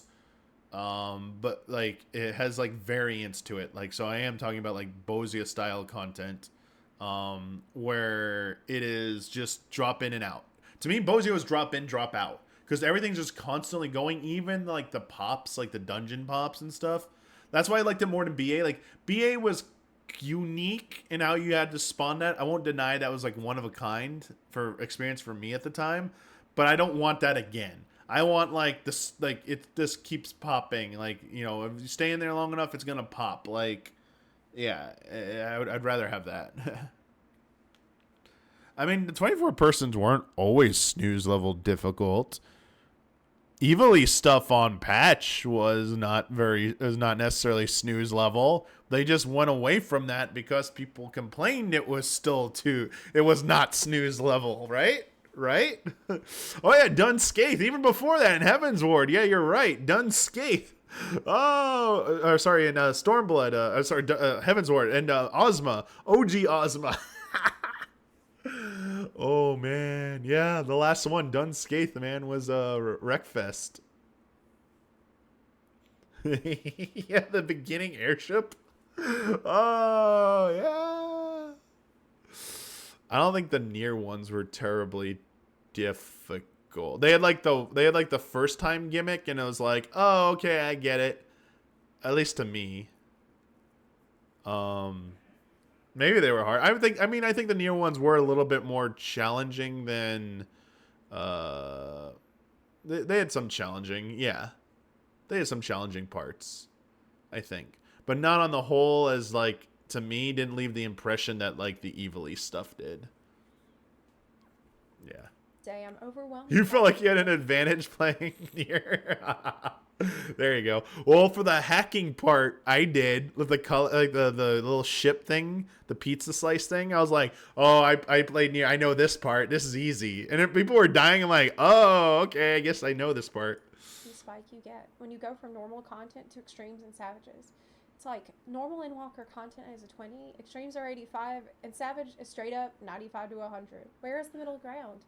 Am I just too dumb? I need a flow chart for the current tier extreme, and for P7S, I need a brain transplant. I also tried the Criterion dungeon with a nice FC group, and we had fun, but we couldn't get anywhere besides wiping for 90 minutes on the mouse. I fall asleep doing normal content and get a stroke from the higher content, which makes me sad because I kind of don't fit in anywhere. I mean, yeah. This is someone's perspective. They need something in between. Obviously, we could try suggesting more content for them. Isn't the mouse the mount? Right? Isn't that the first boss of the first Criterion? I know that much, right? I saw people were having trouble with that boss for sure. I watched streams of that. But I thought that was savage. Now I know that. Now I know that was not savage. Oh, I thought all those streams were savage. Never mind. I was not hip to that. I will make a humble suggestion for people like this. In between extreme and Endwalker content, try PvP. I would say PvP. For non-competitive ranked, I would say it's in between here, in my opinion. I know it's different type of content, but in terms of like the challenge difficulty, like of just like playing it, I feel like it is in between. It's a little hard to quantify against PvE content, but regardless of like the numbers here, like the sentiment, I think it's, yeah, I do think it's something that like is very easy to get into as long as you're accepting of dying and losing. Like dying and losing is just going to happen in any competitive game, but especially large scale PvP, it's like it's communal content. Like, yeah. I said I'd stay away from PvP stuff. Let's keep going. Is really depressing to hear because for me, I feel like the game is really at its best. I got my PS5 going in the harder raid content. But I would like people who will not do Savage, who will not do Ultimate, who won't do Extremes, to get at least some taste of how great the raid content can be in a way that's like that's very forgiving for them and that will encourage them to continue on.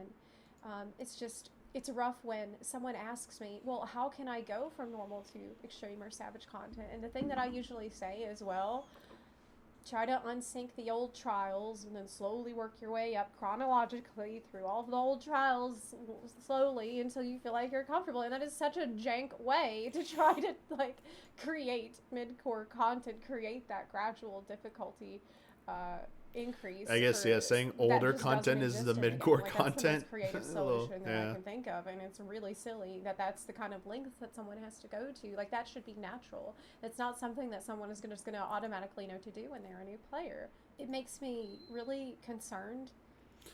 Yeah, real quick on that. More PvP thought. The appeal of PvP, real quick. I'm just going to give you an elevator. It's a little longer than an elevator pitch. PvP is an alternative way to level up your jobs in a type of content that isn't repetitive and grindy by nature because each match is unique and dynamic. while the objectives are pretty much like the same, like depending on the map you're on, like each map has its certain objectives. You are dealing with like evolving situations, and no one match is gonna play out the exact same way as the other. If you play long enough, they'll see some patterns and similarities, but it's it's almost like it's the same type of thing I feel like you get maybe in like solo deep dungeon, like this, like that level of variance. I'm not talking about challenge, but the level of variance that like keeps you engaged. Like you have to pay attention, so like you're stimulated when you're playing it. It's not like I can turn my brain off and just put on Netflix and just hit the same button. Like you're not even playing the game at a point when you're doing some grindy content. I hate grindy content. It's like the biggest thing I try and avoid in Final Fantasy is grindy content. I don't want to do grinds anymore. I want to like do things that are fun and engaging. And to me, that still is PvP. So if you want something that's like, and honestly, even if when you're losing, it's gonna take time. Like if you want to get good at it, you just need to put in like the time. But like just to be able to like base level play it won't. I promise you, it won't take that long. Stick to one job and like get used to that, and then go from there. But it's like something you just like it's just different. It's different. And if you stick with it, it like is just so dynamic, and it gives you so many different rewards. You get so many different currencies usually, like for potentially for rewards from doing them, that like it satisfies a lot of things. Plus, you're working towards achievements that give you meaningful rewards in PvP, like mounts and minions. So you're working towards those. You're working towards the series system, which Zepla talked about, where you get like other rewards, like other mounts, minions, emotes, hairstyles. Those currencies, the PvP currencies, can be in exchange for other rewards, including useful shit like materia, the squadron rations that extend your food buff if you're a raider. Unique stuff like mounts and minions as well are in there, and then like gear. There's some cool glamour gear that's PvP related that you can also get, and then you get practical stuff like tomestones and shit like that. So like it's one of the pieces of content that scratches so many different itches. And also like during the Moogle Tombstone event, all but CC rewards you with Moogle Tomestones, so you can add those on the list as well. So like it's like one of the best ways to just get the most bang for your buck, in my opinion, for like the reward, like the currency rewards. We talked about like they need more general rewards for participation, because like it has a limit. But like if you're just looking to do your weeklies, dailies, it's one of the best ways. As who said it, you're not like, the jobs play differently. In fact, the jobs are so simplified that like I don't understand why they don't like start every job this way in Final Fantasy XIV.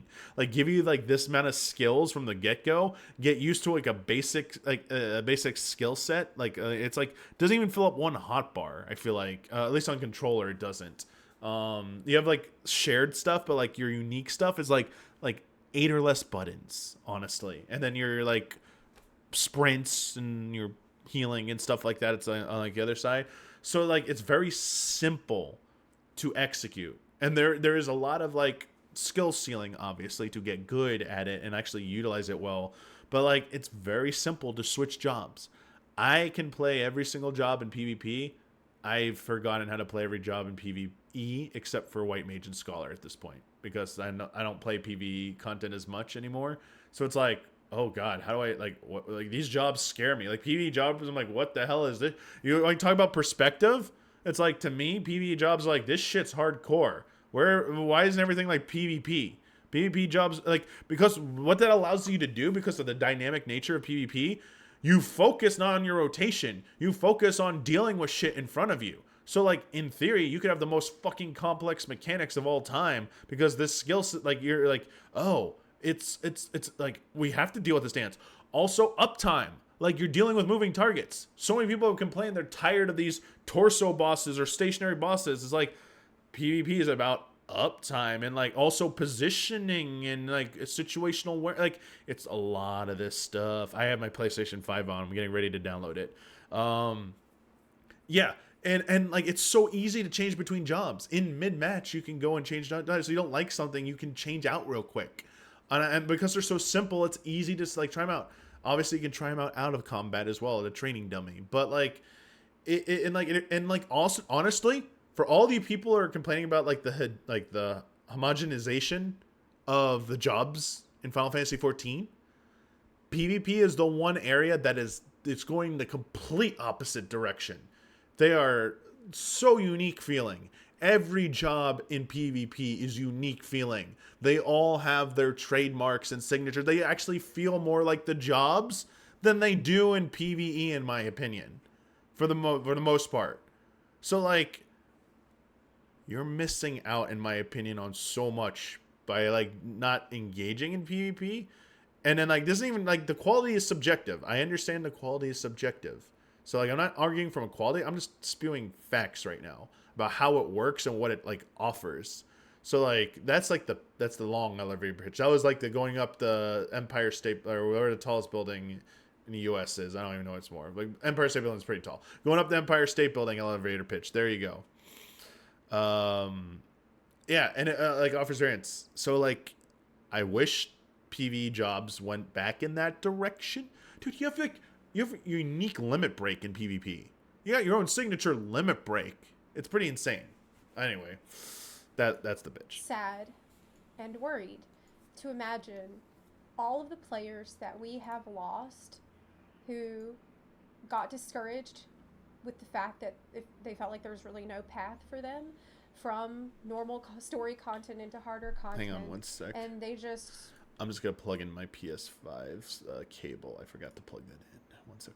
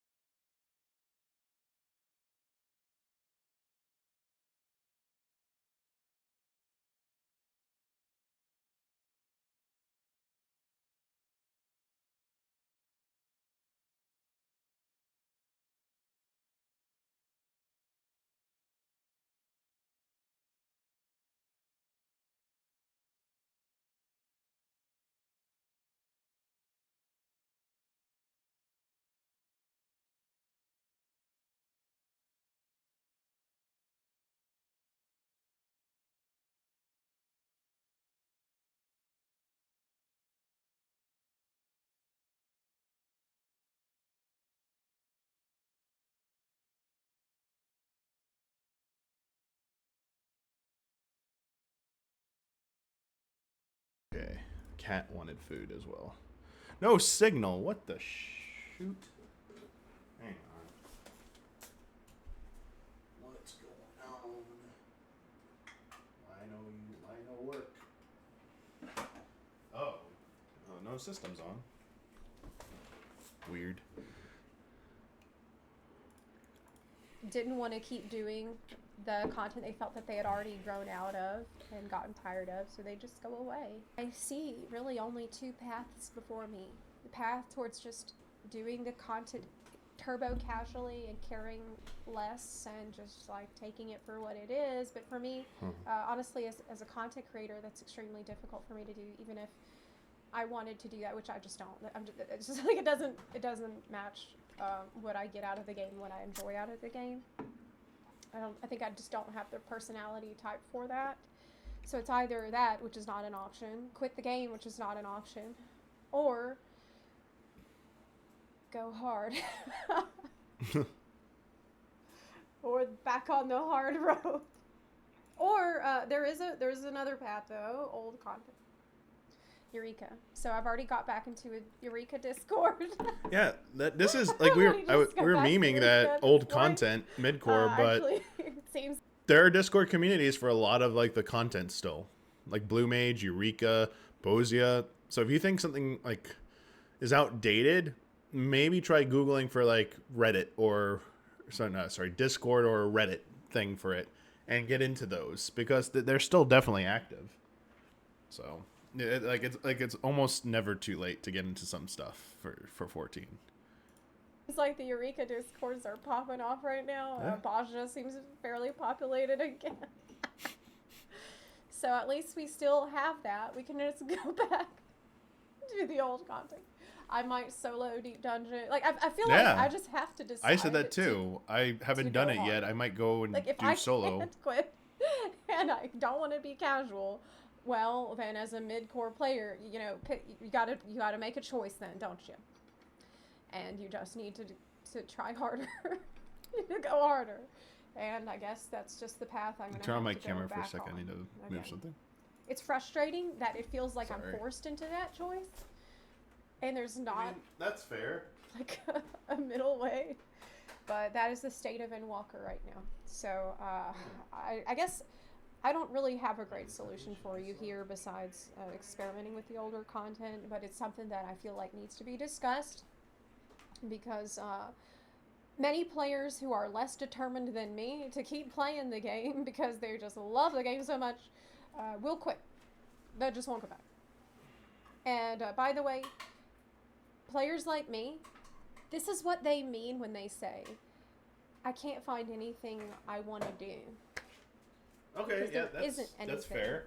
For a mid-core player to do. Every time I hear someone say this, there's always someone coming out the woodwork to say, oh, but there's plenty to do. Aren't you doing Savage Raids? Or from the other end of the spectrum, but there's plenty to do. Why don't you do ocean fishing or decorate your island? Ocean fishing's hardcore, man. No, I'm kidding. I don't know. These are, you don't get it. You don't get it, do you? People want the middly challenging stuff. Okay, that's all. But honestly, this type of super easy story mode content I'm grabbing is just not that engaging put my cam for a back lot on. of people who call themselves casuals too. You know, they also maybe don't want it to be super hard, or maybe even don't want it to be more challenging necessarily, but would like more variation or more reasons to keep going back. And I mean, I talked about that with I gotta do a system update. Sorry. Dungeon in the last video, and I've already been over a lot of those complaints with things like Island Sanctuary and stuff. So like, I don't want to make it seem like I think that casual content is just meant to be piss easy all the time and like it's just always going to be like that. But I really don't think that. I think that everybody, regardless of the difficulty level, should have something exciting to do. Exciting does not necessarily equal difficulty being higher, okay? But I personally do think that I'm a mid-core player who naturally tend to gravitate towards harder stuff, but maybe I would be more okay with doing casual content in this game if I found it to be more exciting on its own or more replayable on its own. Anyway, let me know where you think you stand on this whole spectrum of effort. I kind of feel like that might be a more helpful way to discuss this. You know, like minimum effort is like casual, moderate effort, more mid-core, and then it's a spectrum that goes into maximum effort, and you might be anywhere along that depending the kind of time that you got to put in or want to put in, and your attitude towards the game as well, how much effort you want to put. So yeah, let me know in the comment section down below. Really looking forward to hearing from you. I've enjoyed reading all of your comments lately. It's been really excellent to be able to have these open conversations that are more critical of the game than I usually would be, but there's just been a whole lot on my mind lately with Endwalker, and I've just got to be honest about it. I feel like this was a bit better put together video than the last one.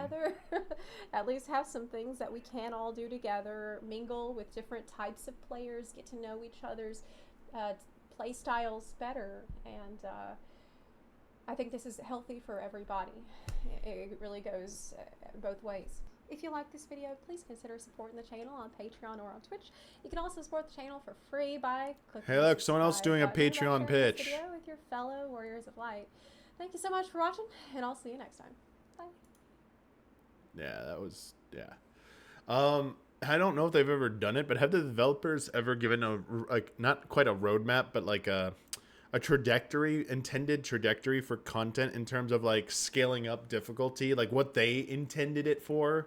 So if they didn't, it'd be kind of maybe nice to see what content they intend for, like the scale up effect, to like you start here and then go to this and go to this, like because they have to have probably internally planned it, I feel like, at some point, or considered it. And if they did, what was that? Because it'd be cool to compare that to what people actually do. That'd be kind of interesting. I don't know if we need to, is Dawn Trail a new day for Final Fantasy XIV? I don't know if we really need to get into that. I had to do a system update for my PlayStation 5. Give me a sec here. Now it's rebuilding the database. Okay. I haven't even started downloading the game. Is there anything like new? Let me hide this for a second.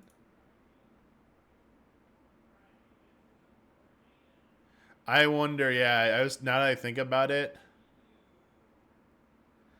I wonder, they do have it does feel like the devs have expressed in the past that they have an aversion to putting labels on certain stuff or endorsing things a certain ways, because then it encourages certain play styles or expectations for the player base, and they don't like that, or they generally don't like doing that.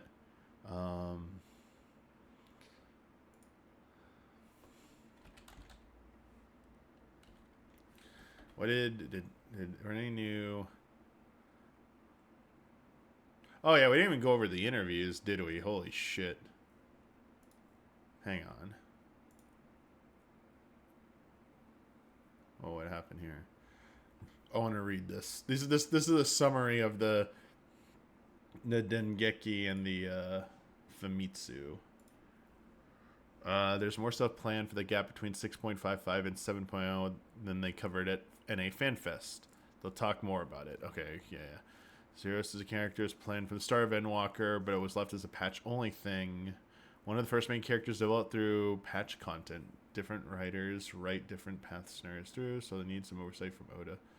Oh, there you go. So different writers write different patch scenarios. So we were talking about who was writing in Zepla's previous video, so they do say they had some oversight from Oda and Ishikawa, but that they actually had different writers doing the patches. So it was, I think this is an example of them giving newer writers a chance to get experience and like to develop.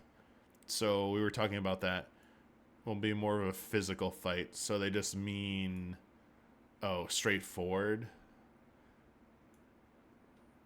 No, you're just too prone to the fight constantly in the final check. Oh, okay. It was too honest and to amp it up a bit. What does honest mean? Oh, okay, so after JP FanFest, we're getting the FanFest trial. Okay, that's good. I was wondering on the timing for that. Yojimbo was seen as too hard, so that's why they toned. I heard Asura was, from the friends of mine who did it at FanFest, they said it was much easier. Stronger than usual. Okay. Oh yeah, I remember they point out Mist of the Realm is also being helmed by younger, newer people. I mean, this is good. You can't just have like your veterans doing everything and new people never getting hands-on. Like, this is a sign of a good manager right here, in my opinion. Wait. They have adjusted the rewards of Alliance Raid Roulette to be consistent with how much time you'd spend in given instance to make up for the eye level cheese. Oh, okay. I actually, so on my JP account, I was bored and I went through all of Ivalice and Nier, like recently. Ivalice is not. I mean, also, it could be credit to maybe JP player based maybe better base skill line. I don't know, like not best to try and jump to that conclusion, but it went pretty smoothly. Like very few hiccups on Ivalice, which was really nice. All 3 iterations, including the one everyone dreads. Yoshi development team staff did feel bad at times, changing mechanics from. Oh yeah, I brought this up. So it's nice to see that they kind of wrestled with this question about getting rid of it, but I would love to. I know probably what the answer is gonna be, but I still would like to make them have to go on record. It feels very direct, but why can't we have both? Why can't they give us the old version of a dungeon in like a tab that says like, defunct or something to queue into? Like maybe we could queue, like if you're queuing with people, you queue into one version of the dungeon. If you queue in with the trust, you go into a different. Endwalker dropped. I don't understand what you mean by that. I heard that Endwalker, what? Is that like a joke I'm not aware of? Yeah, they're talking about like hard. Okay, and we talked about there's no concrete on 8-man. It's easier to trust for 4-man content. Yeah. Although they did do it. They did do it for a certain fight in oh, okay. Engage with variant dungeons, not criterion, but variant. Okay. I mean, I imagine variant is very like a lot of people do variant. It's just the longevity of just the variant version is what's been criticized. I saw someone claim that this meant they're going to give more rewards, but gear is still off the table until next expansion. I don't know where that came from, but this doesn't say that, but it does say they're going to increase the rewards. There will be a title for clearing all 3 Criterion dungeons. If they do a mount for clearing all 3, I'm definitely doing the Criterion dungeons. I will beg my 3 of my static friends to come do it with me. All right, just confirmation that the relic step will it's just gonna be tomes till the end. That's fine. We're full throttle on that. We went over this about how it has the highest completion rate. The crafter gatherer will be difficult. Great. Difficult. Not what I'm looking. I'm probably not doing it. If it's like more expert recipe stuff where you can't macro it, I mean, that's fine. It's not for me. But like it's not required, so you already can craft everything, I feel like. You're fine. If you have like the latest tool update and your gear's all like caught up. P iteration will continue into 7.x, including CC, Frontline, and Rival Wings. We knew that from the FanFest that we're getting, but they said iteration, which means updates. So, I mean, that's kind of the thing here is like the biggest question mark is like, what the hell is going on here? Like, is it their just intention for Rival Wings to only be active the last month of every patch due to Mogul Tombstone? And that if you don't get in on that month, you're just sorry.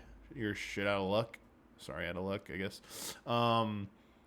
Or are they finally going to do something about this to make it like a roulette? Also, as a heads up, on my personal streams, I pointed this out. Frontline enjoyers, if Rival Wings gets a roulette of some kind, and it's separate from Frontline, while Frontline will remain pretty active, you will see a decrease in Frontline activity overall. Rival Wings is the easier mode to pop. It only requires 48 people versus 72. This will, over time, probably become the dominant large-scale PvP mode unless something is done. So just as an unintended side effect, I would wager a lot of money this will happen. People counter-argument will be Rival Wings is too complicated. I mean, it is, but at the same time, you incentivize it enough, you make it enticing enough, people don't care. As I said, these are all, except for light party and light party tournaments and CC ranked, solo ranked, all three of these are like very like in terms of casual, I mean like very low stakes. Is in that like you like CC probably requires like the most individual like responsibility, and takes like the most skill to excel and most knowledge. But these two largely are you could just hit buttons and have a good time for the most part. You won't be like the best, but you'll feel like you're doing something. And so because of that, I think in the end, people like care less about the objectives and care about just like, ooh, flashy stuff went off and then did I kill something? Ooh, cool. And then Rival Wings has mechs, another thing. People are gonna be like, oh yeah, I want to be a brute justice. Iterative, you know what? I don't know if we'll get Astragalus back, but if you're looking for if you're looking for some last minute ideas, Yoshi P and company, can you make a map of Rival Wings? I know it's themed like wings, it's like mechs, I get it, but could you do one where you pilot primals? Can I get like can we get Ifrit, Garuda, and Titan? It's literally the same thing. Titan is the brute justice. Ifrit or Garuda is like the cruise chaser. Ifrit, yeah, G Warrior. Okay, don't get me started on G Warrior. Rival Wings, the mechs need a G Warrior style mechanic. The offensive and defensive buffs that use more like expend meter faster. There's a fuel system in Rival Wings. Right there. They need a risk reward with the mechs. There needs to be a defensive and an offensive stance. Astragalus has been temporarily disabled for 3 years. A little over 3 years, I believe. Island Sanctuary is just getting small updates. Allied Beast Tribe. Okay, getting Phil on stage was not easy. This is the big one. Fall Guys is limited, so it will vanish from the game. So this is a FOMO thing. You need to get on this, and if there's any achievements, rewards tied to this, you are gonna have to do this up front. So that's a good one. We had this one. The biggest thing I did see from this is that I think this might be where they said like gear is off the table for now. And this was talking about Mr. Ozma. If you just want to see the genius that is Mr. Ozma for people who raid and appreciate raid design, this was actually really insightful. Yeah, I don't think we really need to like go over it. It's also a little bit like it's like a little over a week, like it's like 10 days old now. But I mean, if you want more visibility for team members who aren't like Yoshi P or Koji Fox or Soken, it's like here are the other team members. You know, we finally got some spotlight on a few new ones this past FanFest and hopefully future FanFest. I mean, Ishikawa's gotten like more FaceTime in the past like few years, but like there are definitely more people.